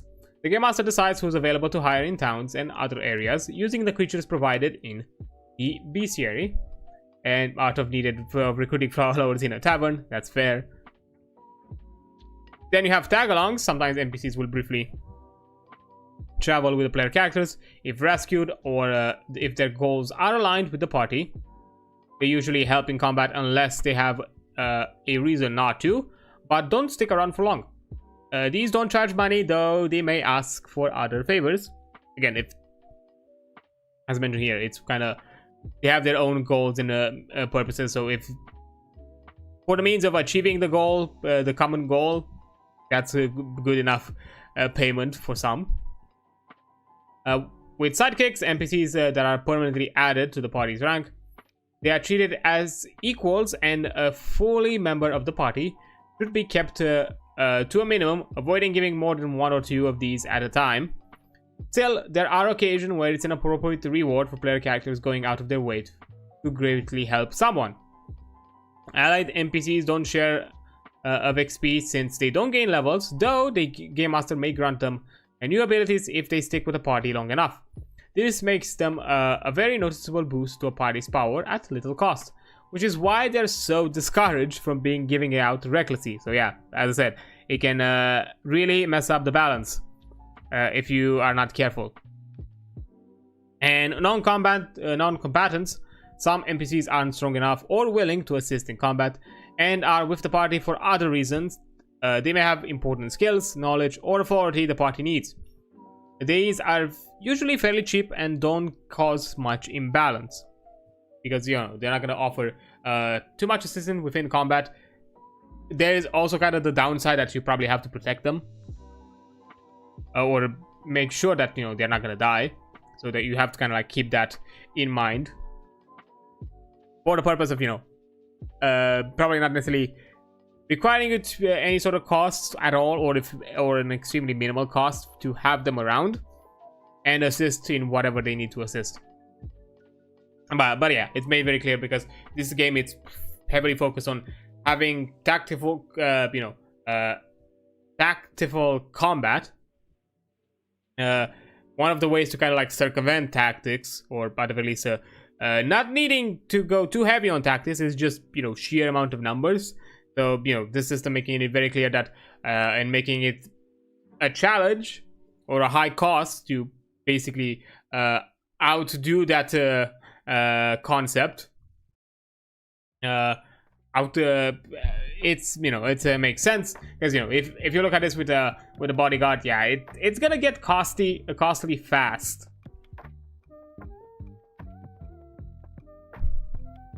Yeah, so first recruited.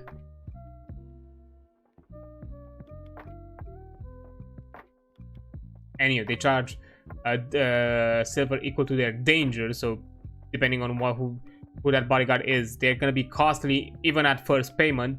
And if you add all of these at once, it adds up fast. Like if you get them into a fight, they die in one of the combats, and you've gone quite a few amount of combats since payment, and you then also finish the combat, you finish the adventure, yeah, that's gonna add up to a lot of silver. But yeah, probably not a financially wise decision. But it's important, and it's also like an aspect of avoiding the game master to kind of like take the stage, because that's kind of like one of the things when it comes to NPCs. They are controlled by the game master. Of course, I'm suspecting that these NPC stats are simplified and do not necessarily have the complexity, although it's mentioned here that some of the allied NPCs play like a player character, but I'm guessing it's still limited to some extent. I'm suspecting maybe something like how sidekicks work in D&D, where they kind of are more of a light character sheet than necessarily a full one, and just have some very like basic bare-bone concepts. So basically you have like general concepts, you have like the classes distilled into like a general concept. So you have the spellcaster type, which can probably branch out into damage dealer or support.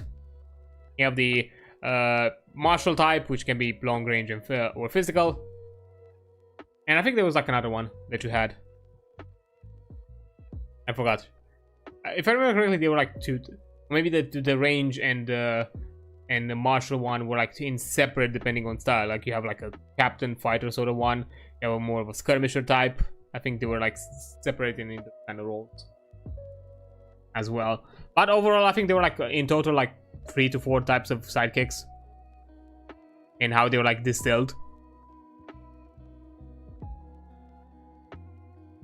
So it keeps it simple for the game master, and also so we avoid scenarios where the game master takes the spotlight, because at the end of the day you're there to highlight the players and highlight the players' achievements and skills, not your own. And as mentioned before, it's not a competition, it's not competitive, it's not the game master versus the players.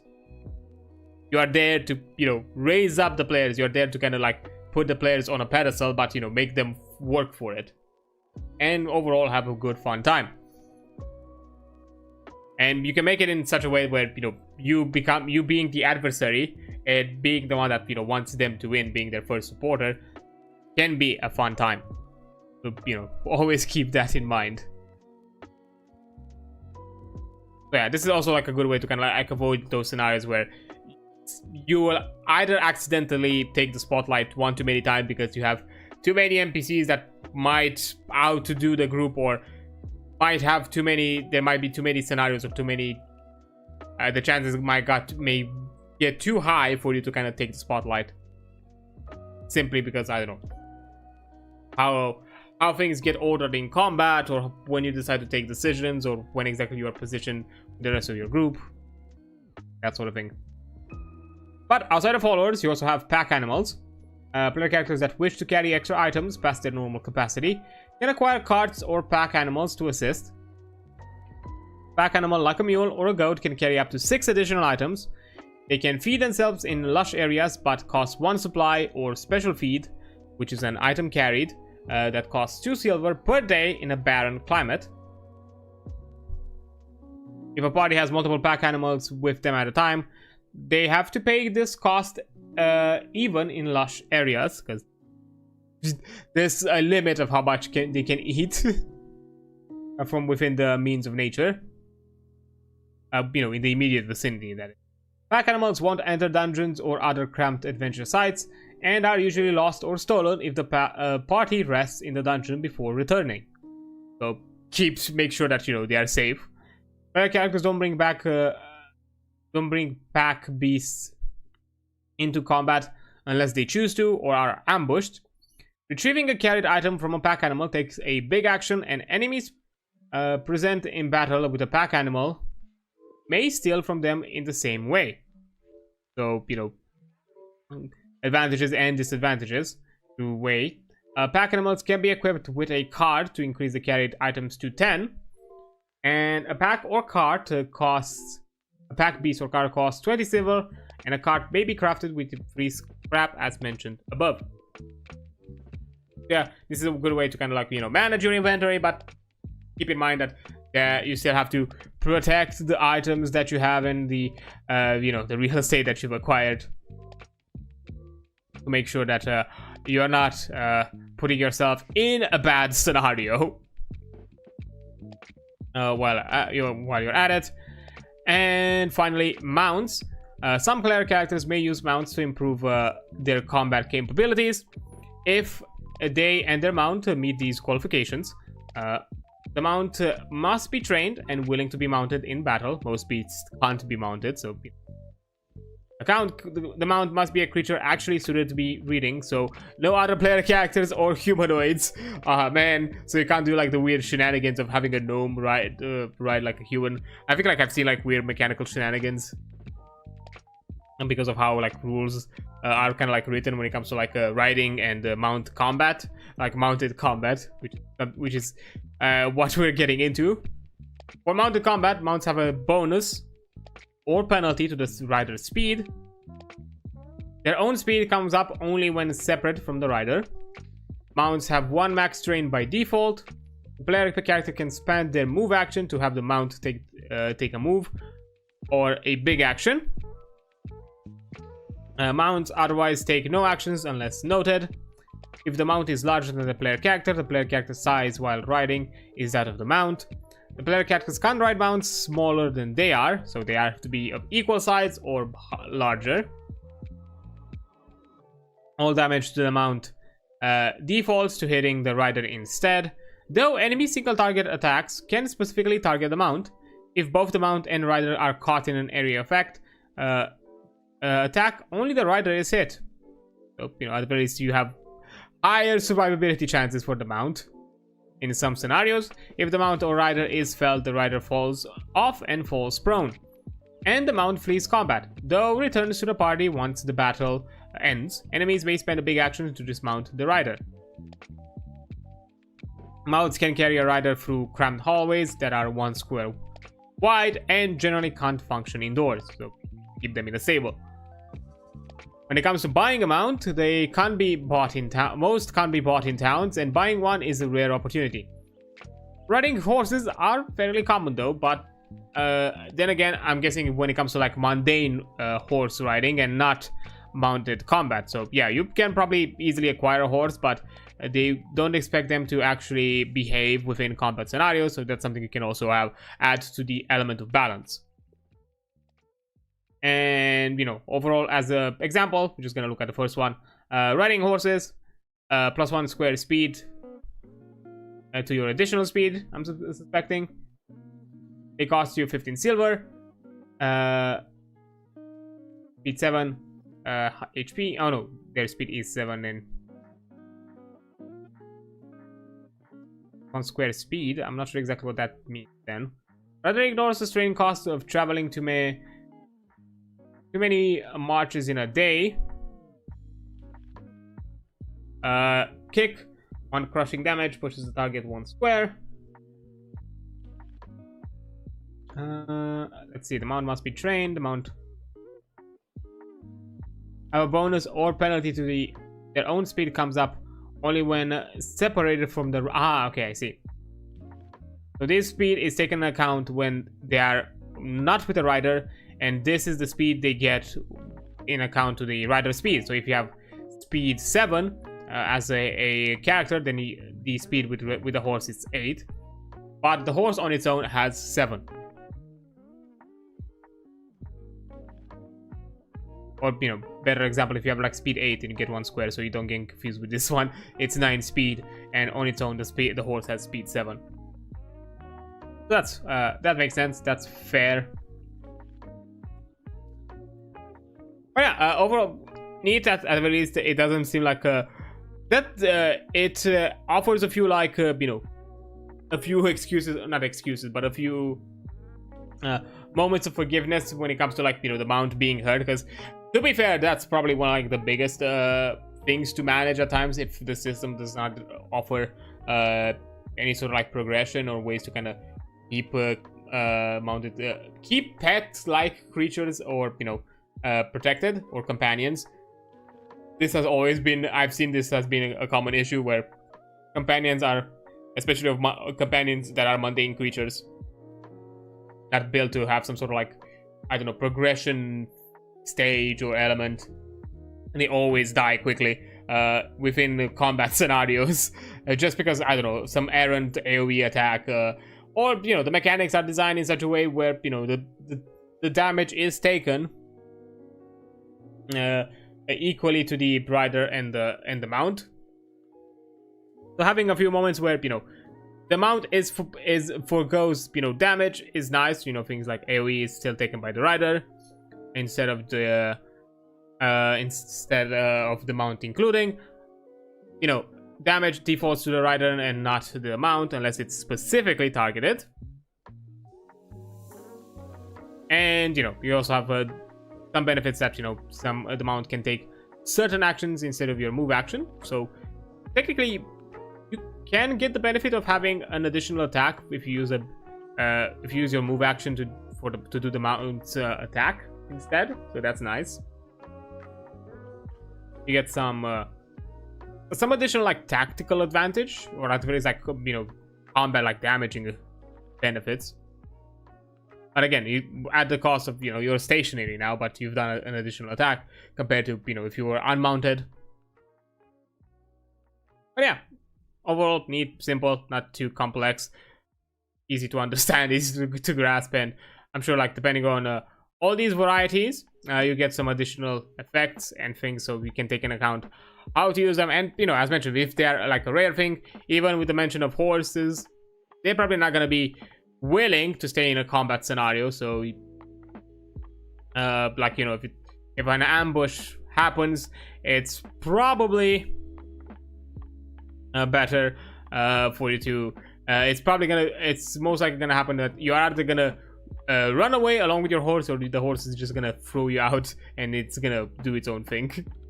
Yeah, but that's it with mounting. Now we have one more chapter to cover, and we are going to be done with it afterwards. The base building, if I'm not mistaken, that's the final chapter. Yes, and this will also conclude our coverage. So I'm going to take first a break, and then I'm going to get back to all of this. Yeah, I'll see you in a bit.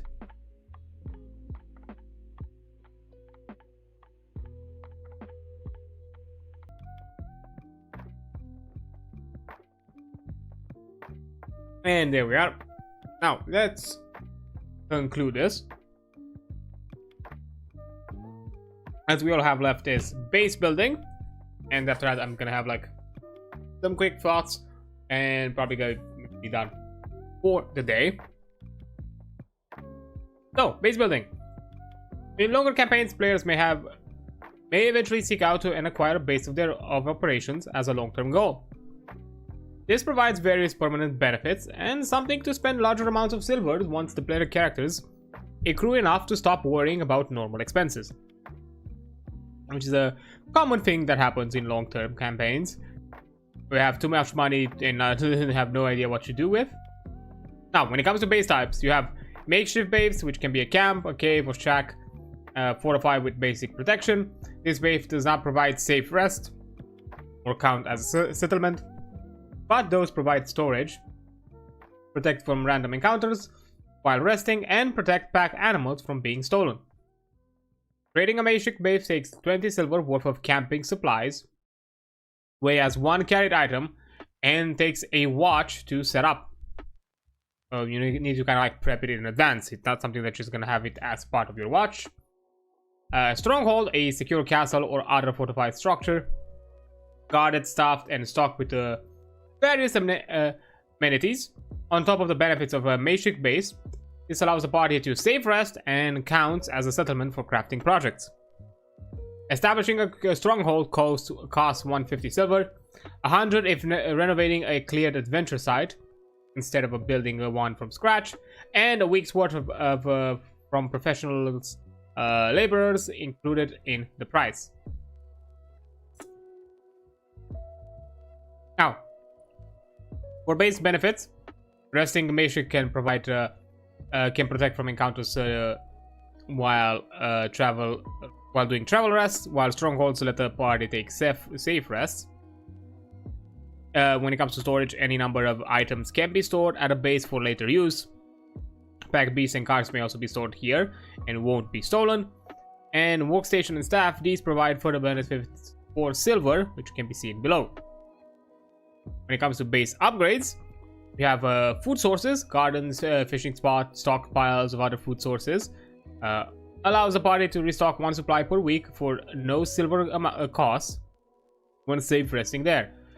Costs 100 silver to install and another 150 silver to install again for 2 supplies per week. And I'm guessing that's where it stops. We cannot necessarily, basically get to a point where you invest enough of it where you don't have to worry about supplies at all. Staff, NPCs, the NPCs the party hires or wish to help may end up staffing the player character's base and helping. While these list prices allies the party helps out might lend their services for free as Sphinx. While these list prices, allies might instead help out parties at a cost as a way of thanks instead of asking a cost. A base can have up to 3 staff before they can start to add extra upkeep cost. 2 silver per week for each one past the 3rd. Then as staff you have things like guards, trained combatants who help out in any battles that take a place at the base in the event of a faction attack at the party home. The game masters use the stat blocks from the bestiary for this, and the allied NPCs chapter of the bestiary explains how to run them. These charge a one-time payment of 4 times their danger in silver, or a weekly payment of 1/10 of that.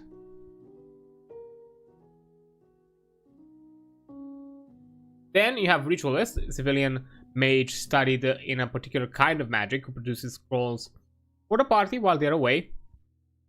The game master writes up a small table of appropriate spells, or expensive ones for a more potent mage. They craft a scroll of a randomly rolled spell from the table each week for the party. A hedge mage that makes spells of 1 or 2 mana cost 5 silver a week or 50 upfront. Accomplished mages 2 to 4 mana cost 15 silver a week or 150 upfront. and for category. So and I'm guessing if you want, you might go a bit higher, but I'm guessing at that point you're getting into like really high spells, and again, it's a civilian mage, so at that point you're not probably gonna encounter a mundane mage who just wants to be part of your staff. For carry, makes 1 healing potion for the party each week, and can brew potions as with the alchemy skill. Costs 5 silver per week, and or 50 silver up front. A smith can forge and repair gear with a crafting skill. Costs 2 silver per week or 20 up front. And I'm suspecting this one can offer like mundane equipment if you ask for it, but nothing else. Because repairing, yeah, that's mentioned, but there's no like specifics here in regards to what it can be forged. But I'm suspecting because it's a civilian, it's a mundane, it's a day-to-day kind of smith. I'm suspecting it's gonna be mundane items, leaving aspects of masterwork or anything more higher tier still left to the player. Or at the very least, that's how I would see it. Then when it comes to other building projects, player characters may also spend their obtained silver on various projects outside their home if desired. For things like roads, there are safe, well-lit, protected roads that can be established from a town or stronghold to a landmark the player character's choice. Roads remove the strain cost of traveling more than 2 hexes a day if all marches traveled that day are on roads. And each one march of road costs 8 silver or 24 if paving over a rough climate, which turns that space into climate into roads. Sorry. This takes a week of work from local laborers, so nothing is immediate. Bridges that grant passage across rivers that otherwise troublesome to ford cost 20 silver a few days of work from local laborers. And a house in a town waives the cost of safe resting for 2 party members, and it costs 40 silver. So outside of having a stronghold, you can also basically have your own property within a nearby settlement or nearing settlement, so you can avoid cost. And from the looks of it, that is the entirety of a building. Buildings. Oh yeah, quite a general aspect, simple enough, nothing too crazy, and offers some benefits, and basically the aspects that would become at that point kind of mundane for a player of this kind of money anyways, to basically have them as kind of a passive not necessarily a passive option as well, while still to some extent still being required to engage with it, like making one healing potion for a party each week. That's still just one singular potion per weekend. If you have like 3 to 5 players in your party, that's still like a month's worth until they made one for each party member, and that may not be enough time for you to wait, so you'd probably still craft a few yourself. But at least it cuts from the cost of having to make an additional some additional ones, as you can take that into account. Equal to spells. Who knows? Maybe you obtain a spell that would be really useful to you, that now all of a sudden you no longer have to make yourself.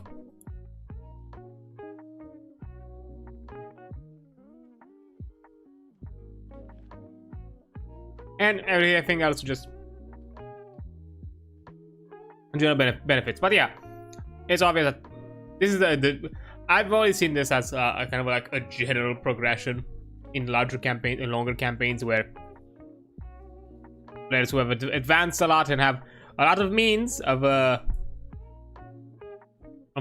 through finances, desire larger rewards and larger projects and larger ideas and larger kind of ways of showing status and kind of like bragging rights to an extent. And strongholds are a great way to do that. And I think from this one can also be used as a template, as also kind of like a starting point from there to kind of expand if you feel like your party wants to do a lot more with their base of operations, not just this, but you know, and use this as a guideline of where is the balancing and what exactly should be the benefits you're looking for. So at the very least, some of the things can still need to be done by the party and still need to be earned by the party to some extent. But yeah, overall simple. Yeah, but as I said, it's quite obvious this is definitely a later sort of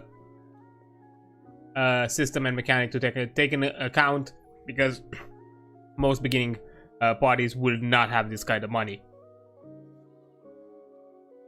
Or who knows, they might be willing to kind of cough up the cost on a weekly basis if they're willing to do the weekly payments instead of doing the upfront ones. But that's still up to them to manage, and that could be like also like an interesting conflict of, we have employees to pay, so we need to find like a big payout adventure now, otherwise we're gonna lose our benefits and status. That could be like an interesting weird kind of conflict to create until, you know, the party gets to a point where they don't have to worry about it anymore and can just do the upfront payments and just be done with. I need a huge castle. Neat. But yeah, that covers Tactiquest. At the very least, the core book. And from this point on, it's just aspects of development, which yeah, this is the 1.5.2 playtest. As I mentioned before, I have access to a version of the book that is yet to be released, with some changes and updates, and some of them have been mentioned in the past.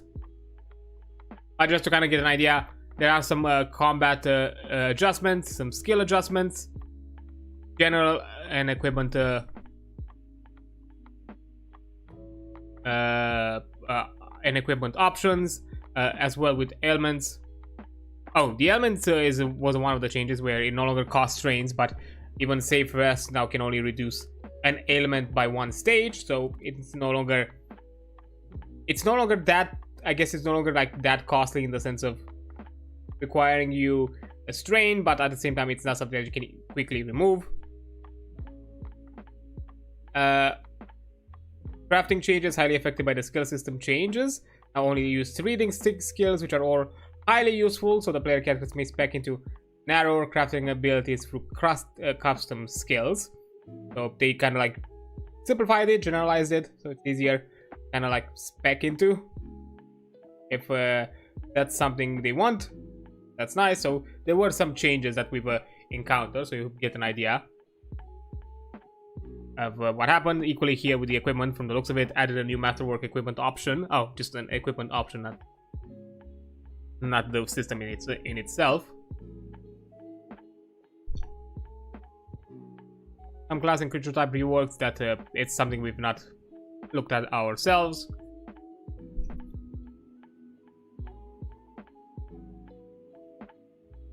And some general spells and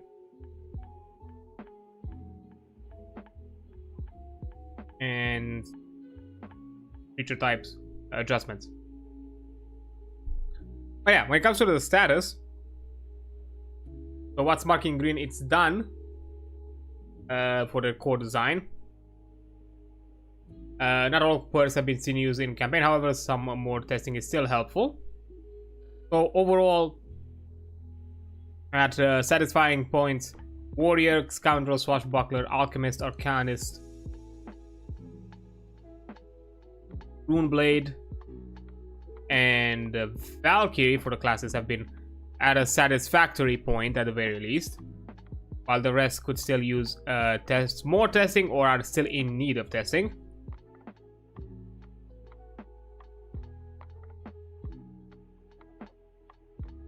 And there's some still aspects of core combat, travel, creature types, and high level play, and that still needs to kind of be experienced and looked into. Especially high level play, it's always the most complicated one, because high level play, it's also it's in its own right a niche, I would say, even within a wider system, because most groups either prefer shorter and sweeter campaigns, or just by the nature of sometimes of how tabletop groups go. At some point, there is also the unfortunate aspect of something for the group falls off for some reason or another, which it's also a small unfortunate side of things. So that makes it a lot rarer, because even in D&D, especially because of how D&D is designed, for example, high level play is really complicated. It gets weird. The more abilities and the more power you have. So there's the challenge of the balancing gets odd. So some people just prefer not to get into that. The core, the modules and adventure books and official sets, and very rarely, if at all, offer any sort of max level play, max level adventures. I think Dungeon of the Mad Mage is probably one of the few that goes to level 20, I think. The rest ends somewhere, I think worst case scenario, 14, 15. Because that's kind of the point where the power level really spikes. Literally, when you get to 7th level spell slots onwards, that's when the power level hits. And it gets rough. Not 7, I would say 8th and 9th. Because 7th can still be, at the very least in earlier levels, when you barely have access to 7th level spells, can still be a nice big boom of an ability, but limited of a singular use per day.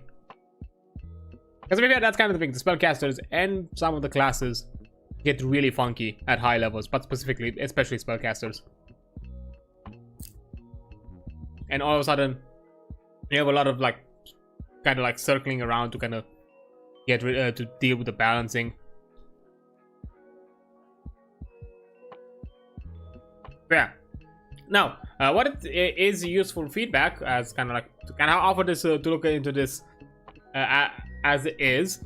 So, for any of you to kind of have in mind if you decide to try out and play the system, do any perks seem useless? Do any seem too good to not take? Do any classes fail to live up to the described playstyle? Do any classes or builds significantly upend the balance of the game? Do any spells seem extremely potent or useless compared to others of the same mana cost? Do any mechanics feel unintuitive or poorly communicated? Which some aspects, I think that's one that I've communicated here and there. But this is important because it's also important how you convey the feedback and what exactly is the type of feedback that you're looking into, because sometimes you're looking for specific type of feedbacks and not all feedback is required. But yeah, a lot of them are very specific specific things outside of the general mechanics of this, like specific spells, specific classics, specific perks. So that's something I cannot offer an opinion of it right now, and a lot of it I can't offer a full confident opinion, because a lot of it is purely from my analysis of it, reading it, and kind of theorizing of how I would expect it to be seen in play. But without actually having the experience of play myself, I cannot offer more of a guideline. But that concludes the core book of Tactiquest. There is nothing left for us to cover, and we've done it in almost 3 hours. So I'm gonna leave this kind of 20-ish minutes or so. If even 20 minutes, we're gonna stick around. I'm just gonna give a general thought of it, kind of thinking of it all. I honestly like it. I think it's a neat system. As I said before, I'm not really experienced in diceless systems, but it's quite obvious that a ton of diceless systems and anything like that, to me, feels like it to forego the element of dice resolution. You start to kind of inspire and implement a lot more mechanics and systems that you probably encounter within more of a traditional board game sort of play, where you have like defined very defined limitations, very defined states of play and states of conclusion and whatnot. A lot of it can still be, similar to, the way combat ends in a diceless system is the same way a combat would end in a non-diceless system. When one party yields, when one side of the combat yields, basically. So that's not necessarily the weird side, but still, in other elements, you still require a bit more clarity and clear structure. But overall, I like how it's far around. I like the diversity it has in both classes, species, how everything is thought out with a purpose and with a benefit. So, and everything is kind of designed in this idea that nothing is permanent necessarily. Nothing is something that's gonna be an all-rounder. It's always gonna be like something you decide to use, something that's gonna be limited, where it requires for you to make a planned decision. So everything is weaved around into this kind of like tactful decision, like how you synergize with your group depending on what kind of classes you use.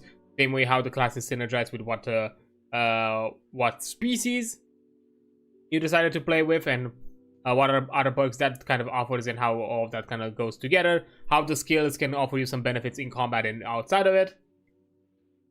The combo equipment, and what are the benefits that equipment offers to you, and how exactly you decide to kind of manage that equipment, and what exactly you're going to wield, what exactly is going to be carried, how are you going to swap around with it. Elements of survival, of how you manage your travels, bases, and supplies that are a big factor, because if those are not going to manage well, your adventure is going to be cut short, or it's going to lead to probably some near-death moments, if not necessarily full-on fatal. So that's also like an important aspect.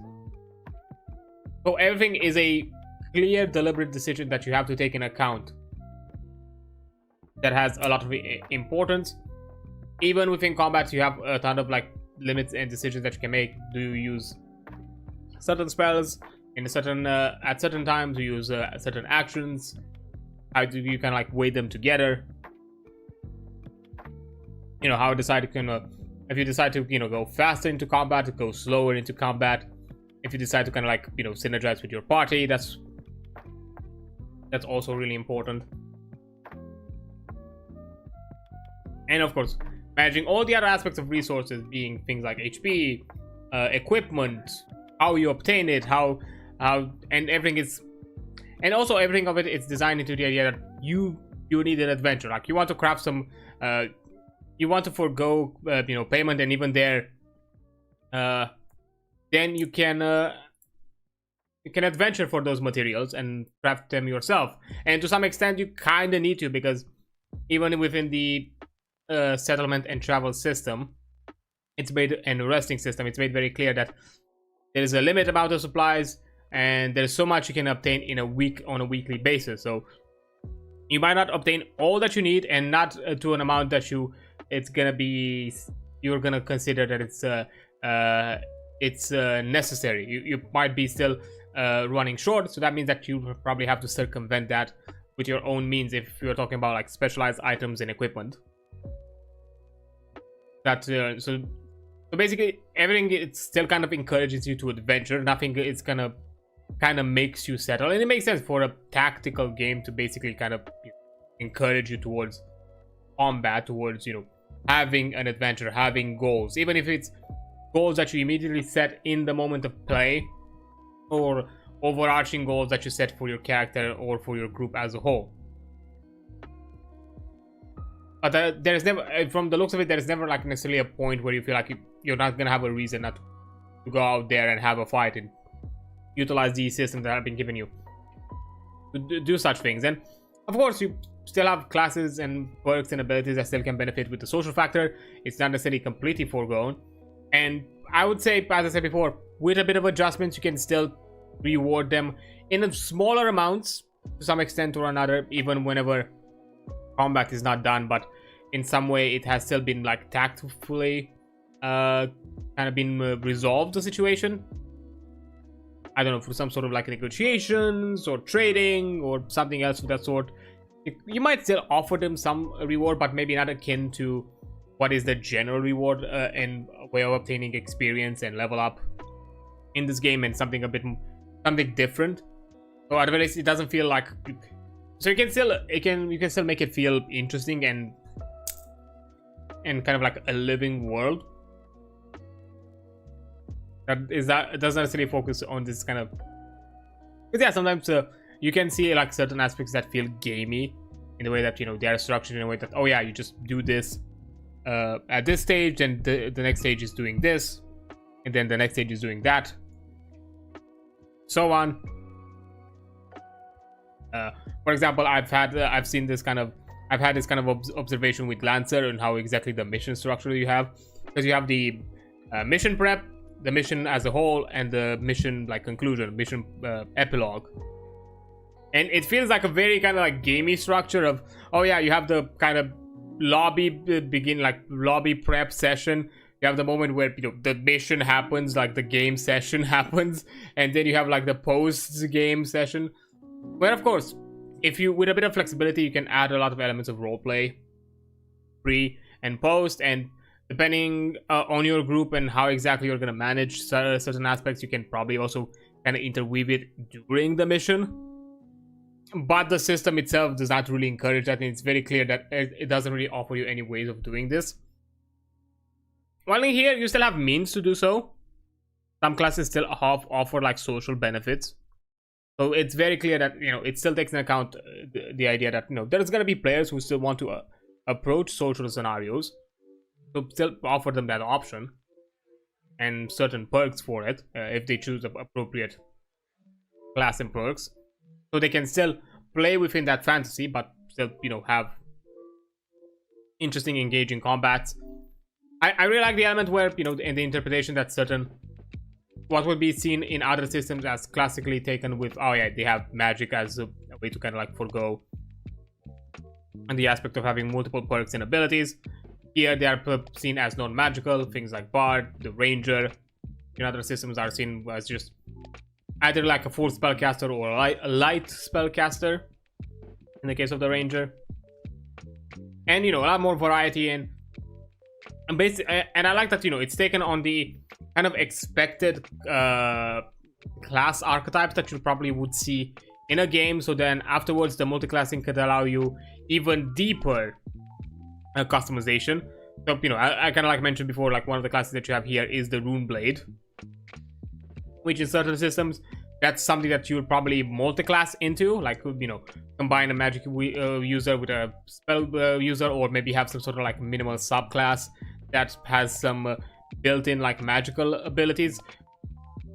But that it still requires a bit more, either it's just a light version of that theme, or it requires you kind of like, you know, invest on two sides. While here, no, just have that theme from the very beginning. Like, these are like general themes and general archetypes that probably a lot of people would want to try out and play, so that way you can have deeper options into like customizing with multiclassing, for example, and perks.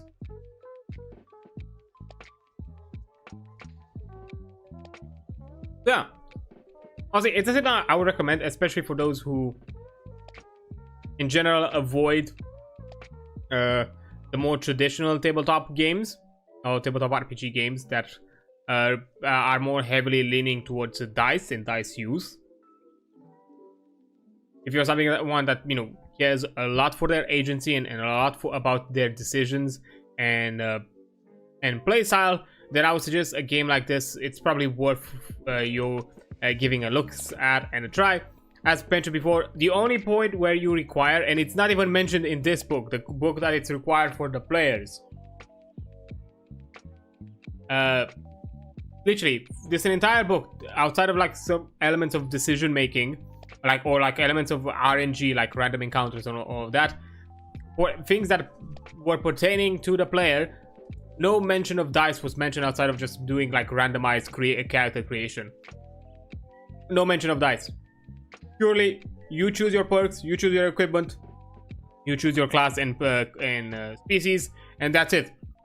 And with the abilities and options you get, that's your character, and that's what you are able to do. And none of that is gonna determine, or it's gonna require any sort of dice. In the end, most of the elements of dice which I'm expecting to see is gonna be on the game master side, and specifically as mentioned, as the system, at the description has mentioned it, for deciding scenarios or for creating the scenario, but not deciding its actions, deciding how the outcomes within that scenario go, or anything else of that sort. It's just mostly, oh yeah, it's here to decide what the scenario is gonna be. So if you care a lot about your agency and want to avoid the frustration of the dice not being in your favor, then I do recommend this. You give the system a look. As I said, it's available on itch.io. I have the links pinned. It's completely free. Again, disclaimer: what I've showed today and across my previous streams, it's a not yet released update of the system. So some of the things that I've talked about might not be one-to-one to how you're gonna see it in the book, but it's gonna come up eventually. The itch.io page has the link to the Discord, to the creators' Discord server. So any sort of like details about that, probably you're gonna find them there. Or there might be some elements of a development page as well. So you have ways to check it out and kind of interact with, and also find people that find this system interesting and can discuss more about it and find more details from those who have already played it and already tried it. And maybe even find the opportunity to play with some people and have a look at it yourself. But yeah, fully recommended. I honestly say that you give it a try. Any sort of support is important, even if it's just simply, oh yeah, I've just downloaded and played it myself. Talking about it, sharing it with others, that's a big support for a ton of, especially in the indie scene. So give them a look-see.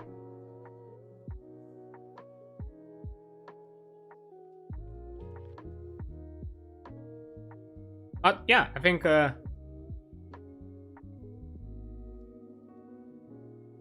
this overall concludes it for me. I don't think I'm gonna have anything else to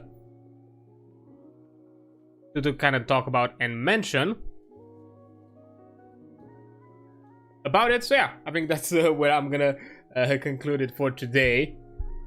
We're still gonna look at Tactiquest next week as well, as we still have the Game Master guide also. I'm gonna have like a quick look through the chapter structure before that stream to kind of get an idea of how much of it we're gonna look at it, because maybe I'm not gonna look through all of it. There's definitely gonna be some elements that I'm not gonna check, like the bestiary, probably I'm not gonna check. If there's any other sorts of like items and lists made sure there, I'm probably not gonna look at it. Just the Game Master guidelines and things of that nature. That's what I care about, and then what I'm gonna look through. So yeah, I'll have a look at that, and it's most likely at the very least gonna be another stream of Tactiquest before having maybe a more full opinion and full review of it. And after that, we're probably gonna jump into some new system. But yeah, that concludes it for today. I don't want to extend it for any other reasons, because my plan was just to cover the final chapters, even if it means that it was a shorter stream. To be fair, we kind of we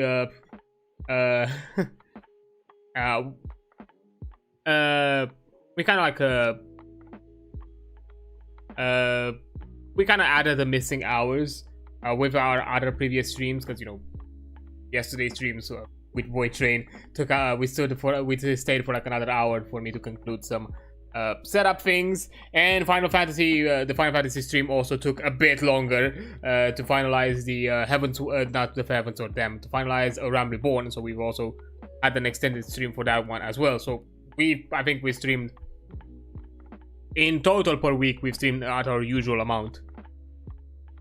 So I think that overall it's well covered. So yeah, I don't see any point. But yeah, overall, as I said, fun book, fun system. Definitely recommended for you to kind of give it a look-see. But now that we're done with all of this, let me see if there is anybody we can say hi to before we go. Anyone doing something, I don't know, RPG related maybe?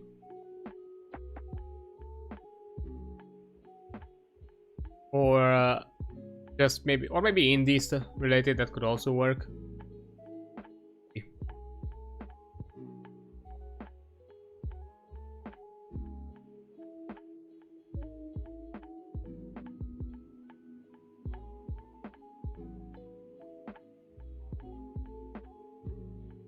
Don't really see anything of that sort. To be fair, it is a Sunday. I think to some people it might be still a bit early depending on the time zone.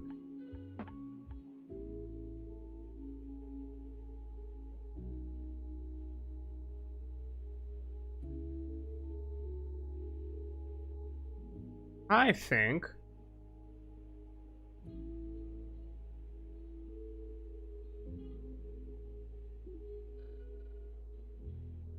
page would load, but alright, Twitch, what the hell is wrong with you?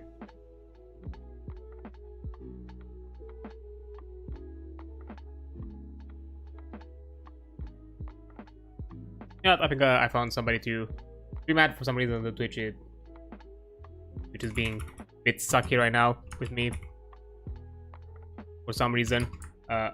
So yeah, I'm just gonna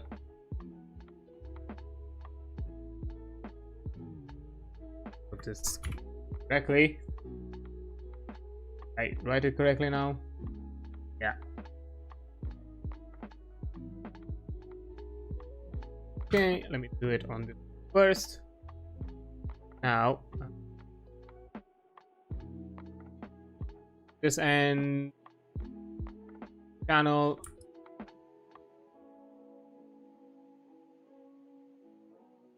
Boom. So we're rating Pudley, I think it's Pudley. They are currently they're about to start an art stream, and they're just they're still on the starting screen. So that's completely fine. But yeah, we're just gonna jump in to that. Fellow friend of other people within things like Stream for a Cause, or within similar circles with those awesome peeps as well. Cool artists. I've seen some of their work beforehand, so yeah, why not? I think it's worth giving it a look-see. But anyhow, that's gonna be it for me for today and for the week. But hey, I'm gonna be back at it tomorrow anyways, because I think I'm still gonna stream tomorrow, even if it's gonna be a bit funky with my hours for Tuesday, considering that I'm gonna be away pretty early in the day. But I want to progress through Warframe and all that, so yeah, I'm still probably gonna stream. But yeah, keep an eye out tomorrow, because I'm gonna have the schedule planned out and all of that shenanigans. That's gonna be happening.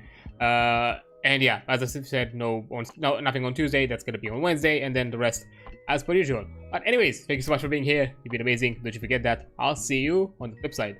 Bye.